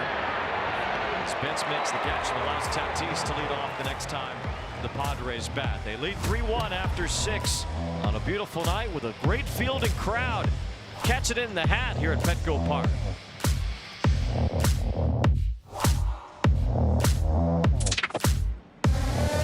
As Max Verstappen looks to defend the Red Bull Ring in Austria, Lewis Hamilton strives for his 2nd straight victory. Full coverage of the Austrian Grand Prix begins Sunday at 8 a.m. Eastern on Apple TV, the new U.S. home of Formula One. This good Padre bullpen just continues to churn out relievers who've been extremely effective this year. Here's another, Jason Adam on the mound in the 7th. 16 holes this season. That's 2nd in the National League. So you're starting to see Stamen deploy his plus guys down the stretch. Perfect formula for Craig Stammen tonight, right? 16 outs from the starter. He'll take that. 1 run allowed. Buehler was effective while he was out there. Matsui got into some trouble, but worked out of it in the 6th inning. A couple of pop-ups after the bases were loaded. So Matsui able to strand the bases loaded in the top of the 6th, and now he can use his best guys for the 7th, 8th, and 9th, starting with Adam here in the 7th. Strike to Edman, the San Diego native. There's Song staying in after running for Wagner at 2nd base. Lefty's hitting just 161 against him. Right-handed, 085. That's part of the reason why. That tight slider that Adam throws is nasty to lefties or righties. Adam is the true definition of a late inning reliever. He has not pitched before the 7th inning at any point this year. 2 balls and 2 strikes on Tommy Edman, the San Diego native. Chops one foul. Look for Adam. That short arm very deceptive, being able to command the fastball and with that sinking action.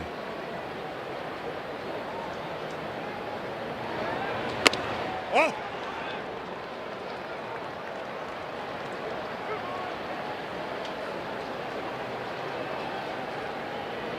Adam was acquired from the Tampa Bay Rays at the trade deadline in 2024.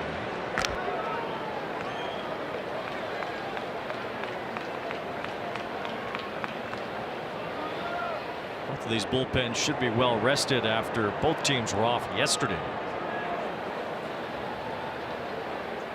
Miller has gotten a lot of work this week. Padres winning some close games.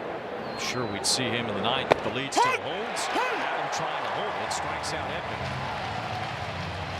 1 out in the 7th. Dalton Rushing will bat as we check in with Heidi. Well, Wayne, a lot was made after Dalton Rushing and Shohei Ohtani didn't seem to be on the same page in Wednesday's game. Shohei clearly getting frustrated with Rushing not challenging a couple of calls and the two getting crossed up. Dave Roberts said he put his arm around Rushing and told him, look, as a catcher, you're a servant to the pitcher. You are the jockey to the thoroughbred who is the pitcher. It's his game. You have to put your ego aside and serve him, Wayne. A lot of conversations with Rushing while that was going on. It's about as frustrated as you'll ever see Shohei show his emotion on the baseball field. Dave Roberts had a conversation. Freddie Freeman did. Mental skills coach got involved. Surprised they didn't call you to try to get your 2 cents in on Rushing. Nah, that's the bottom of the barrel once you call D-Train. But, you know, it's a young player. He plays with a chip on his shoulder. That's what made him get to the big leagues, but you just don't want to be a detriment to him in that situation. And he knows he has an opportunity, especially with Will Smith. He's been struggling offensively, and so it's just, you know, a culmination of a lot of different things happening, and sometimes you need that learning curve. You know, you need to fall flat on your face, whether it be, you know, by play or certain situations like that. Now, listen, you don't want to show up the best player in the game. That's not going to help your case, but he's still going to be able to be bred to be one of those leaders down the line in the locker room in his career. Rushing taps one foul. I don't mind those type of conversations. You know, I've had them a lot. I remember one time I didn't give Jack McKeon the ball in the postseason. He walked over and, man, you want to talk about grown old man strength. He grabbed my arm and told me, don't you ever do that again, young man. And I didn't mean to do it to show him up, but that was a situation where emotionally I was just more focused on the outcome. Rushing's outcome here is a short fly ball to center as Jackson Merrill puts the squeeze on that. 2 up, 2 down for Adam. This was part of the deal Wednesday. A ball off the mid of Rushing. Ended up going into the dugout. So you get crossed up, that costs another run. You see the frustration from one of your leaders and one of your captains in the game's best players, and so that's a tough situation. You never want to let anybody down, especially, you know, Shohei, knowing what he's gunning for, knowing that he's able to get out of an inning and you give up a run just by a misplay.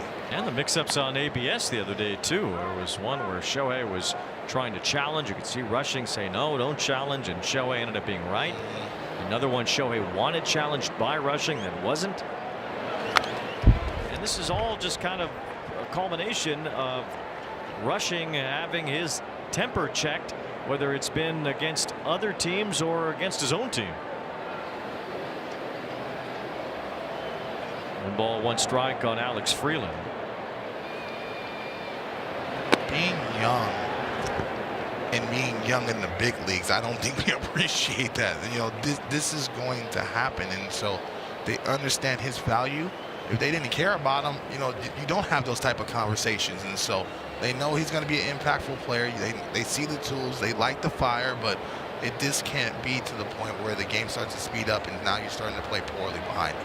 2-1 and Alex Freeland, who it's a grounder to France. Another backhanded play, and Jason Adam a 1-2-3 top of the 7th against the bottom of the Dodger order. It stays 3-1 Padres.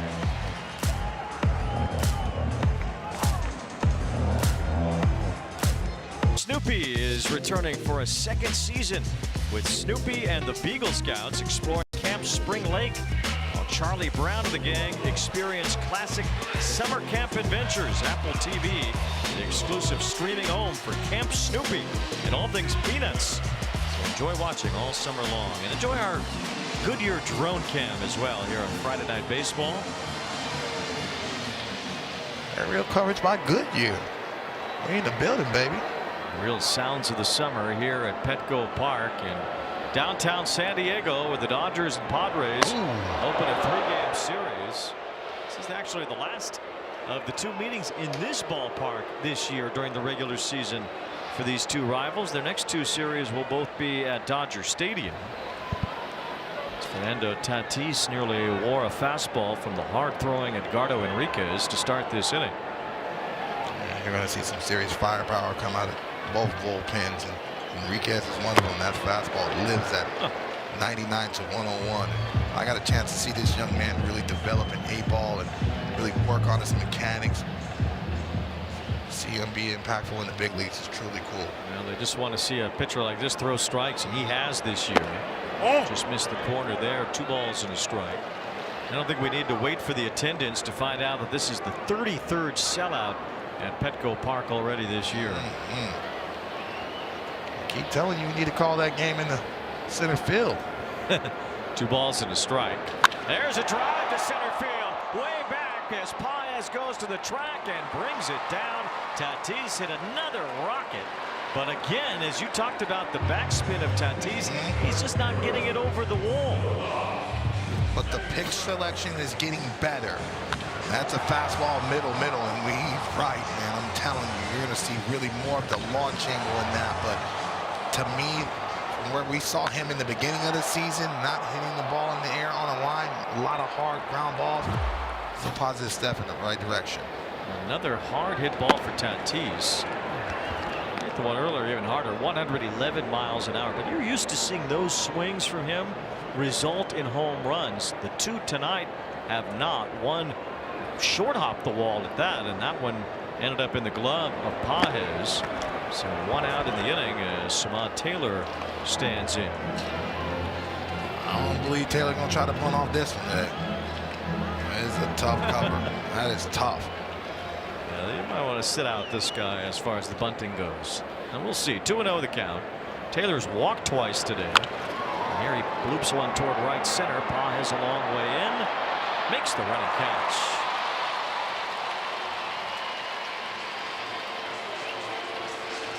Two outs in the inning. The Padres and Dodgers meet again next weekend in LA. It's a 4-game series after the Padres go to Wrigley in the upcoming week before that. So they only played the Dodgers once after the All-Star break. But they got your beloved Cubbies. Braves again at the end of the month. This is a tough slip for them. Well, they swept the Braves. They're ahead of the Dodgers tonight. 102 on that fastball to Merrill. Padres are stepping up as their schedule gets harder. Win tonight and they'd be 6 games above 500. Still a long way to go to catch the Dodgers, though, who enter tonight 23 games above 500, 52 and 29. The exact halfway point of the Dodgers season. They're on pace to win 104. The Dodger faithful are saying that's business. That's light. That's light for us. And they set the franchise record when they won 111 in 2022. But the Padres knocked them out of the playoffs that year. Yeah, well, you know, in LA, it's championship or bust. The division is nice, but there's an expectation of winning, especially with Dave Roberts and this group at the helm. Arizona trying to hang around in the wild card picture. They lost against the Rays tonight 6-1. Well, the White Sox scored 22 against the Royals tonight. Yeah. We might have to go to the South Side, Wheezy. It's been a while. You was beating your chest in that first month with your Cubbies. I know. Cubs lost tonight to Mizorowski and the Brewers 6-2. Mizorowski struck out 8, gave up 1 run, 2 hits. I'm gonna have to check my mentions too. The Cubs faithful wasn't very nice to me when they went on their little winning streak. Felt like 2 years ago since then. Well, they'll come back for you if it gets hot. 3-2 Swing and a miss, strike 3. Enriquez pulled the string there at 96. Get the out on Merrill. 1, 2, 3 at the bottom of the 7th.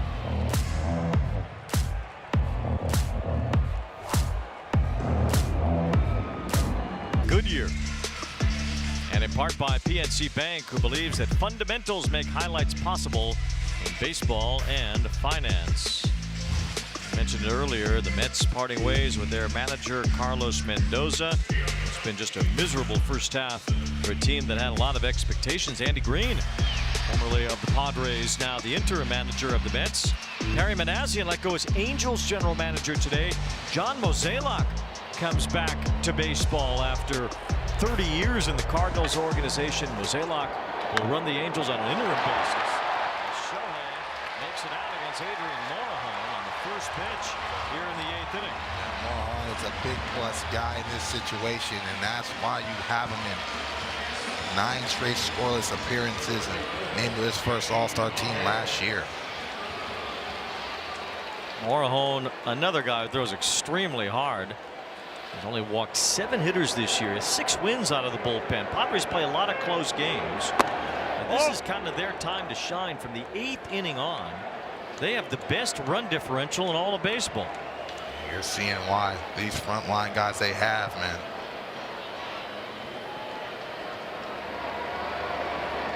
Ground ball up the middle and a base hit for Padres. That'll bring the tying run to the plate. Now, both of these teams have had some chances to score more than they have. In our play of the game brought to you by PNC Bank, Yuki Matsui getting out of the 6th inning thanks to an infield fly, and Machado just barely, and I mean just barely, keeping that ball fair. And then Kyle Tucker flying out to right center. Yeah, being able to get those lefties in big situations between Matsui and Morejon, they need those guys to be able to step up and neutralize the Dodger lefties if they want to be successful. Strike to Freeman, who doubled his last time. 567th double in the career of the great Freddie Freeman.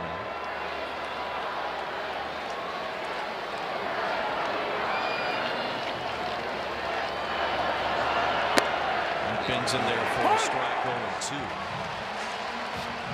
Freeman actually has a chance before he's said and done to make it to both 600 doubles and 400 home runs.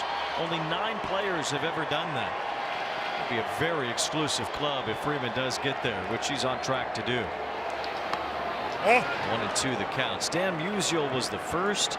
Albert Pujols the most recent. And that is a very short list, as is the list of most extra base hits ever by a first baseman. And Freeman about to cruise into second on that list. 1-2. Ground ball, base hit past Machado. Here come the Dodgers in the 8th. It's back-to-back hits to bring up Mookie Betts. You know, the one thing I love about Freddie Freeman, he never seems like he's sped up. He was in the hole, 2 breaking balls, and then all of a sudden, you know, fights his way back in the count, and he understands, once again, lefty on lefty, I can hit the ball to the left side, keep the line moving. Excellent piece of hitting, and that's why he's going to be a first ballot Hall of Famer. Morejon has come in here with 7 pitches. There's been a lot of action. Ohtani bounced out on the first pitch of the inning. Pages and Freeman have put together back-to-back singles. And the Padre bullpen right now. There's the big man. Mason Miller is getting up already in case this 8th inning gets dicier. Play Ball is baseball's global youth initiative to highlight the fun and accessible ways to play our great game. To learn more, including how to find a league near you, scan the QR code or go to playball.org and follow @playball on X, Facebook, and Instagram. Here's tonight's starter for the Padres, Walker Buehler, the former Dodger, who is in line for the win, but still a handful of outs left for this Padre bullpen. And Miller is already loosening up as this one tightens up in the 8th. Here's Betts.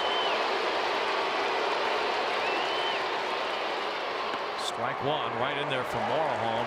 101 miles an hour from the left side. Mohan turns his back too, very deceptive, and so that first 10 feet out of his hand is explosive. Betts hits it up the middle. It's right at Song. He steps on second, throws to first. It's a double play, and the Padres skirt out of trouble again.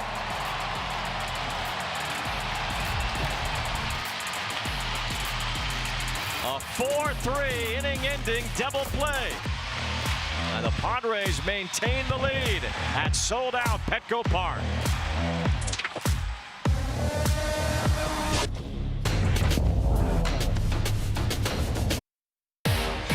This copyrighted telecast presented by authority of the Office of the Commissioner of Baseball may not be reproduced or retransmitted in any form.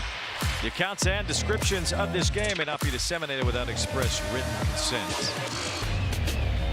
A good ball game here at Petco Park tonight. The Padres lead the Dodgers 3-1. Both teams have had numerous scoring chances that have been upended largely by the double play ball, as Jonathan Hernandez takes over on the mound for LA here in the bottom of the eighth. Strike to Machado. The Padres just 1 for 7 with runners in scoring position. They've hit into 2 double plays tonight, including Gavin Sheets with the bases loaded in the 5th. As we have a Machado challenge presented by T-Mobile. Both teams now with 1 challenge left. The Dodgers have also hit into 2 double plays, plus a strike him out, throw him out double play in the first inning. Machado, it's a fly ball to right center. This is Tucker for out number 1. Pitchers making pitches when they had to with their backs against the wall. Also, defensively, you're seeing how talented both sides are. They're not giving away outs in key situations. To me, and that's why it feels like a playoff atmosphere. You have to be able to take advantage of key scoring situations.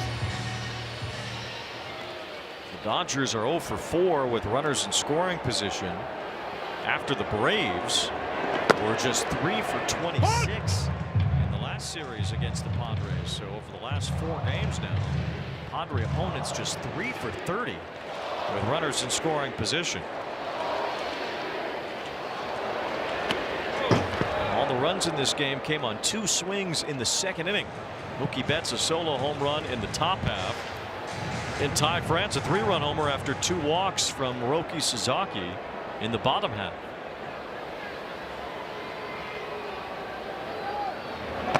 I feel this crowd really wanting to get going, and it's been really on the defensive side to get out of jams and swing the momentum. At this point, all they want to do is root for Mason Miller to get the last 3 outs and call it a win against the arch rivals.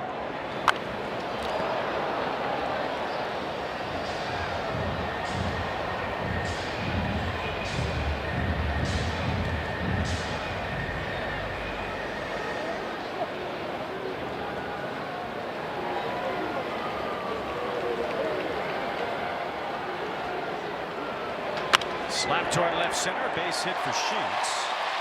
It's only the 4th Padre hit. And the team with the lead here, a 1-out single. Excellent job by Sheets shortening up. You're seeing Hernandez with a 99-mile-an-hour sinking fastball. This ball is tailing down, and he just cut down his swing and just tried to barrel it.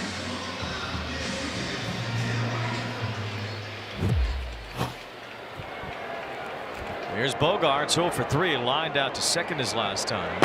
As he takes ball 1. These 2 teams play again tomorrow night with Yoshinobu Yamamoto pitching for the Dodgers and Randy Vasquez for the Padres. Sunday, Michael King for San Diego, Emmett Sheehan for LA. It's 2-0 on Bogaerts.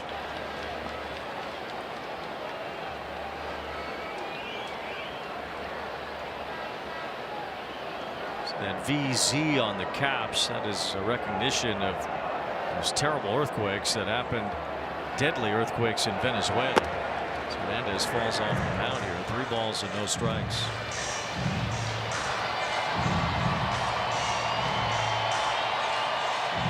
So many major league players that represent the country of Venezuela. It's on the minds of many around the sport. The death toll has risen to over 900 in those earthquakes in Venezuela. 3 balls and no strikes on Bogarts. Now 3-1.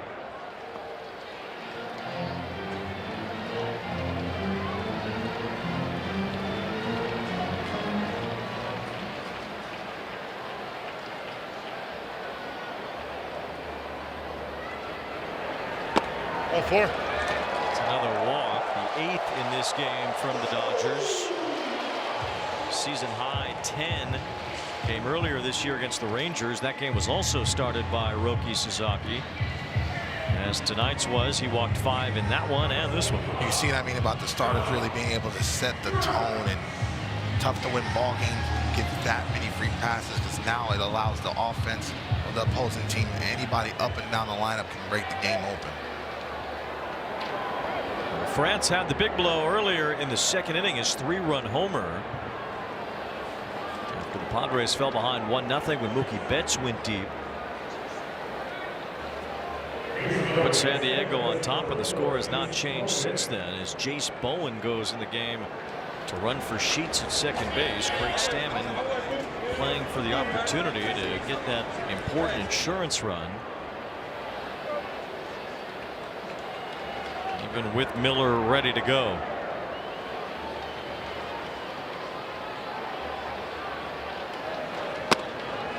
Ball 1 to France. Hernandez seeming to lose command of that sinking action fastball, that velocity. He's putting himself in hitter-friendly counts.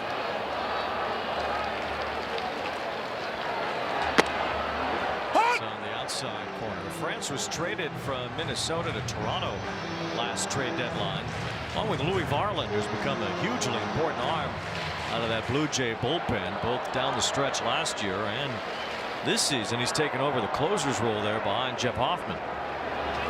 2 balls and a strike now on France. Excellent take by Ty France right there. That ball was just half a ball length down below the strike zone.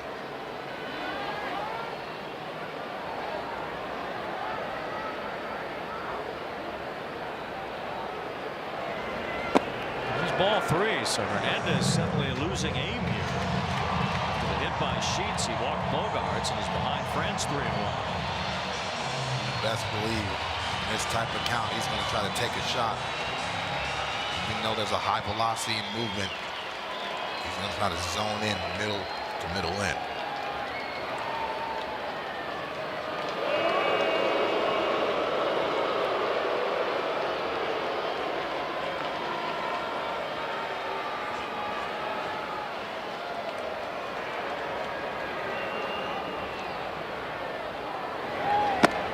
That's a strike. It's 3-2. Got some fans behind the plate saying, challenge that.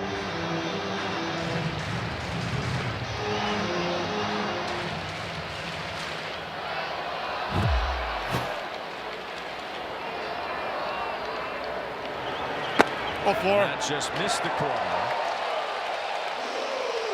So Hernandez with back-to-back walks. That's 9 walks issued by Dodger pitching. That's against only 3 strikeouts in this game, too. They haven't missed many bats. Now the Padres have the bases loaded again. It's the 3rd time San Diego's loaded the bases in this game. They didn't score either of the first 2 times. See if that changes here with Sung Moon Song coming up.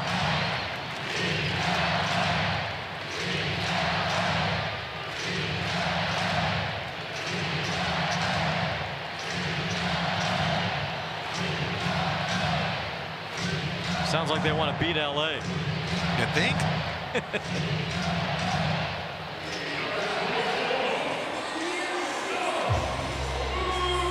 At this point, the Dodgers are used to being the hunted, though. Years of experience, especially down here in this type of environment. Dave Roberts talked about earlier the differences between how his team faces the pressure and how some other teams aren't able to handle it. Strike to Song, and he believes in the last couple of years that has made the championship difference in the Dodgers. And did we ever see it in Game 7 of last year's World Series in Toronto? Being able to handle adverse times. Rojas went up against the wall what he did last year. Yeah. 1 ball, 1 strike. Infield in for the Dodgers. Ground ball up the middle. It's next to base hit. Bowen scores. Bogart scores. Song sings for the Padres. It's 5-1 as France gets thrown out at third.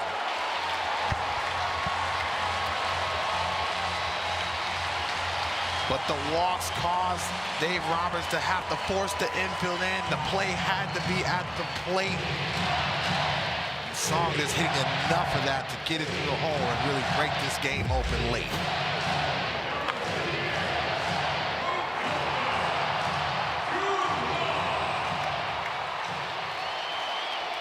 Another outfield assist for Paez, getting France at third base. The damage done on a little dribbler through the infield by Sung Moon Song. Paez turning and firing. He has worked on his game not only with the jumps but being able to throw strike time and time again. Not only the third base but home plate as well. He threw that to Muncy like he was 10 feet away from him. And listen, really truly developing in one of the best weapons in all of baseball. Should have been all-star last year. He'll definitely be one this year. No question about that. It's a strike to Duran. San Diego with a couple of bases loaded, chances squandered earlier. They get it done this time. Sung Moon Song. There's a fly ball to left field. Good drink from Edman, but he won't get there. It's a base hit. Song comes around and scores. Duran into second. An RBI double. It's 6-1 Padres.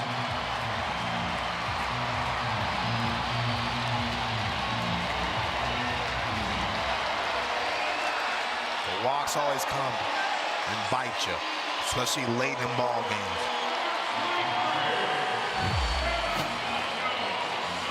Not sure you'll even see Miller now that it's a 5-run lead. San Diego scores 3. It's the bottom of the order, the number 8 and 9 spots. Hitting the big knocks, and now Tatis delivers. Duran scores 7-1. San Diego pours it on here in the 8th.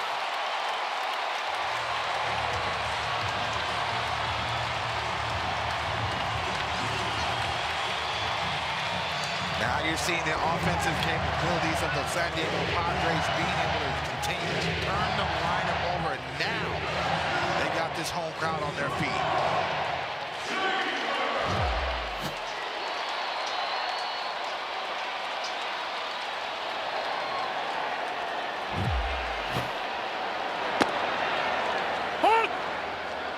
A 4-run inning. Hernandez gave up a hit to Sheets, then walked the bases loaded. Song had the base hit through the drawn-in infield. Duran with a double to knock in Song. Tatis makes it 7-1, and with that, Mason Miller puts the hoodie back on and thinks about the next one. Not your fight today, big dog. An excellent job by the Padre relievers otherwise on the bridge to Miller between Matsui, Adam, and Morejon. It gave the Padres everything they needed to hold this lead with or without this rally. Wandy Peralta now will get ready for the 9th inning.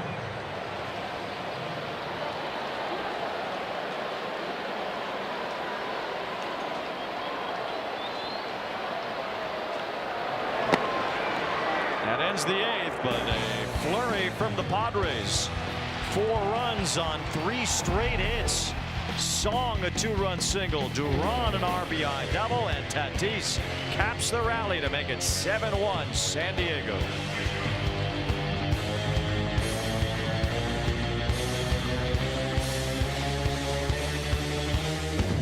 Harbor here in San Diego and Petco Park. This beautiful downtown ballpark and the gas lamp. Can't beat it. These drone shots are certainly Inspired for the faithful, the Friar faithful, who are happy to see their team leading the Dodgers 7-1 here tonight at Petco Park. Beautiful. Can't ask for a better environment on this beautiful Friday. Not too many folks trying to hit that early exit. Want to see the final 3 outs here. Wandy Peralta trying to get them as Alex Call leads off here in place of Muncy, leading off the 9th inning. Miguel Andujar has gone into the game to play first base for the Padres. I don't know if that's any sort of alarm bell for Ty France or not, but Andujar is in at first as Peralta looks to put the finishing touches here on this 7-1 Padre lead. 4-run 8th inning. A lot of opportunities on both sides. Finally, San Diego cashed one in here late. Well, you knew that, especially the way the Dodgers were giving out free passes. It seems like all day long, eventually that was going to catch up. Hall bounces one through the right side, so the Dodgers not going down quietly yet. A pinch hit single for the backup outfielder Alex Call, and now Miguel Rojas will be the pinch hitter for Tucker.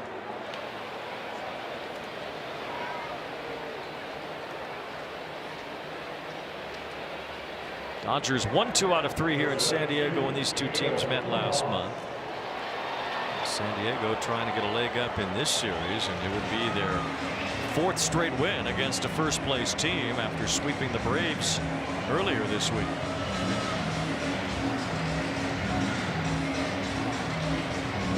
Ron out to the mound to talk to Peralta as Rojas settles in for the at bat.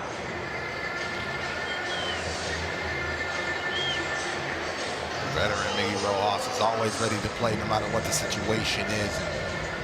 The scouting report is whatever you throw, whether it's a fastball or slider, it cannot be middle into his full side power. Do any real damage.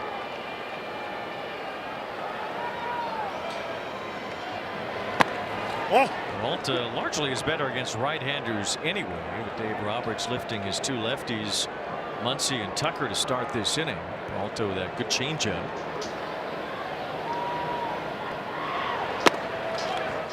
Strike to Rojas. Challenge by the Dodger batter, powered by T-Mobile.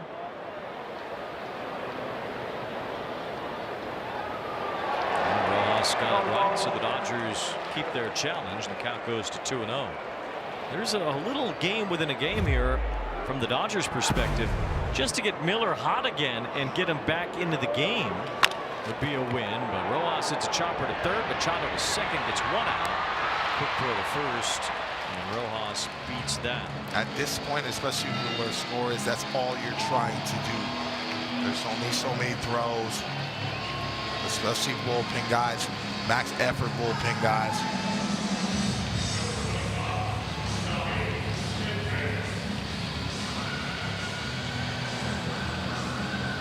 The way he's sitting and looking right now, he look like he's cooling down.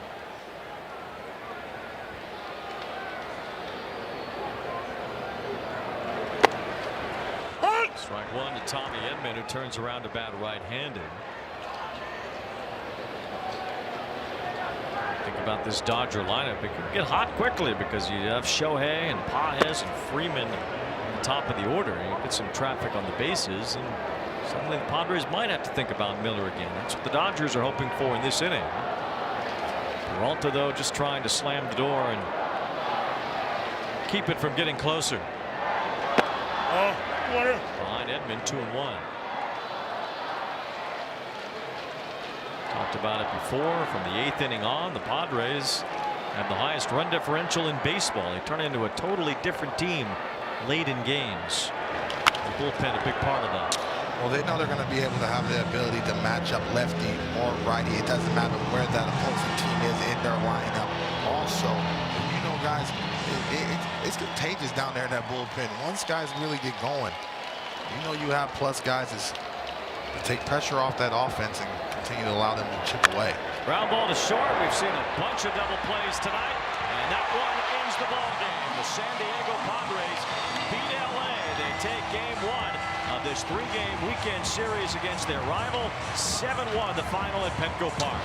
But Walker Buehler and really this bullpen staff, they won the matchup against the Dodger offense, and that's something I was looking at today. They were able to get ground balls besides the home run by Mookie Betts, keeping the Dodger offense that's very talented in the yard, and a lot of great defense behind, especially in that infield, and that's why they're winners today. Dodgers had 4 double plays turned on them today, including the strike him out, throw him out to end the first, double play in the 4th inning, double play in the 8th that ended the inning, and now the final double play that ends the ball game as the Padres celebrate a 7-1 win against their rival. San Diego leapfrogs St. Louis into that 3rd wild card spot. Still a lot to be sorted out in the National League as far as that goes. Well, 1 game closer to the Dodgers in the West as well. San Diego now 8 back in the division. Dodgers 52-30. Padres the only team that's even remotely close, within single digits at this point. Long way to catch up still. Well, so many times you play them within the next 10 days or so. You figure if you win these matchups right now and chip away, man, you can make this race. There's still a lot of ball game. There's still a lot of meat on that bone, Wayne, as we say on the golf course in this league, really Major League Baseball. 43,153 about to pour out of Petco Park. 33rd sellout this year, and they saw an entertaining ball game. Padres jumping away late in a 7-1 win. Ty France got it started early, though. His go-ahead 3-run homer was a big blow in this one. He's standing by with Heidi Watney. Yeah, Ty, your 3-run home run in the 2nd inning. Really all the offense you need, although you guys poured on a late. What has been working for you offensively this year? They're falling for me this year. You know, I look back at last year, a lot of my numbers, my expected numbers were really good. I was just getting unlucky. So this year they're kind of finding holes, which is nice. You guys just swept the Braves, and then you beat the team with the best record in all of baseball. What is clicking for this team? We're just playing good baseball. We're playing the baseball we expected to. Seems like everything's kind of clicking for us all at once, so it's a good time to do it. These fans here, packed stadium.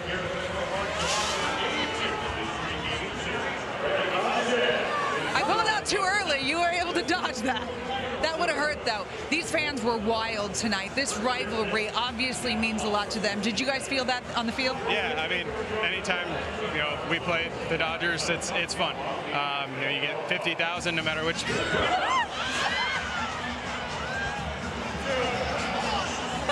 Sorry, I'm giving it away. Yeah. All right. You're doing a good job, They're out of coolers. They're out of coolers. They're out of coolers. All right. Yeah, anytime we play these guys, there's 50,000 fans screaming and yelling. So, it's a lot of fun. It's fun baseball. All right. How about the job that Walker Buehler has done for you guys over the last month? Yeah, he's been unbelievable. He's really kind of just embraced the role. He comes out and he looks like the old Walker Buehler. So it's fun to play behind. You got hit by 99 miles an hour there. How's that feel? It hurts. We'll leave it at that. All right. Thanks, Ty. You got it. Ty France, 3-run homer, and he dodged 2 coolers as well.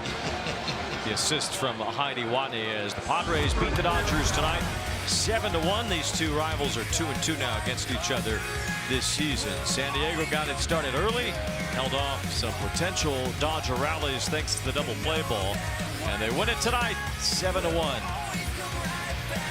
Missed it by that much. We'll be back to wrap it up.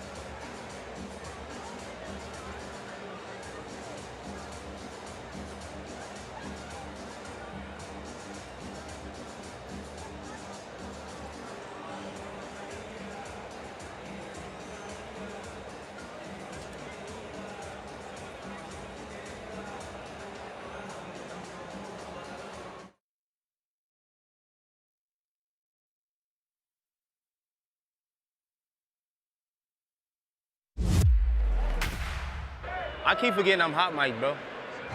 Ohtani, Freddie, Mookie, Muncy.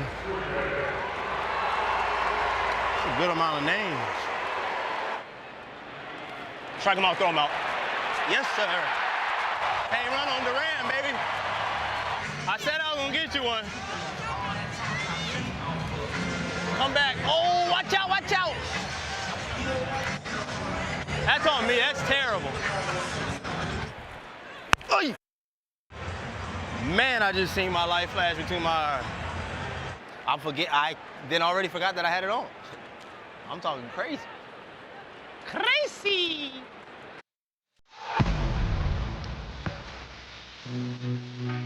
Welcome back. Friday Night Baseball on Apple TV, presented by Goodyear. Dontrell Willis and Heidi Watney. I'm Wayne Randazzo. We're in San Diego. We thank Sublime for their new song, Until the Sun Explodes. Padre fans will hate the Dodgers until the sun explodes. And they're happy tonight. The Padres won. They beat the Dodgers 7-1 here at beautiful Petco Park. You look at Walker Buehler and what he did today. He stepped up to the challenge and really commanded the baseball. A couple free passes, but he really set the tone for the rest of that staff. Pre-game predictions presented by Bet and MGM. You win some and lose some there in that regard. But Walker Buehler, facing his former team, stepped up to the challenge. I thought he had the backdoor cutter, especially to the left-handed batters, and that kept him on the plate. But I thought the mound presence was absolutely excellent. He attacked the zone with that fastball. You saw some velo tick up, especially in the first couple innings. Walker Buehler was feeling good and downhill, but the mound presence, and that was something I was worried about. If he was going to be overly emotional, trying to overthrow the baseball, trying to make everything too nasty and put himself in hitter-friendly counts, but he was efficient with everything and really kept the defense in it. And every time you felt some momentum by the Dodgers, he was able to shut them down and send the momentum back into his dugout. Our cap off tonight presented by Blue Moon. Buehler got it into the 6th inning, gave the Padre bullpen a chance to do their thing. Manny Machado was lucky to touch this ball before it rolled all the way foul. It was very close. Looked like he at least kept it fair. The Padres got out of a bunch of jams tonight. The Dodgers never did get the big hit they were looking for. And San Diego held up. Ty France hit a homer early, and the Padres broke it open late as once again the Dodgers just couldn't come through. Well, it didn't matter who they had coming out of the bullpen. This is a talented bullpen, guys that can get lefties and righties out. And you also saw a lot of high velocity, a lot of triple digits from this Padre bullpen. And so this is why they still have a chance. Even though they don't have some of their key offensive pieces going, they still have one of the best bullpens in all of baseball, and you saw that tonight. Well, our NL West tour continues. Next week, we're back to Arizona. Friday Night Baseball will be back next week, 4th of July weekend, 8 p.m. Eastern. The Rays trying to keep things going in the right direction as they head to Houston to play the Astros, who are surging themselves. Then at 9:30, the Brewers atop the NL Central taking on the Diamondbacks in the desert. Our coverage will be live from the studio a half hour prior to each game. For other scores, highlights, and the latest news from around MLB, check out the Sports tab in the Apple News app. For Dontrell Willis, Heidi Watney, and our great crew, I'm Wayne Randazzo. We say goodnight from San Diego, where the Padres beat the Dodgers 7-1 here at Petco Park. Talk to you again next week.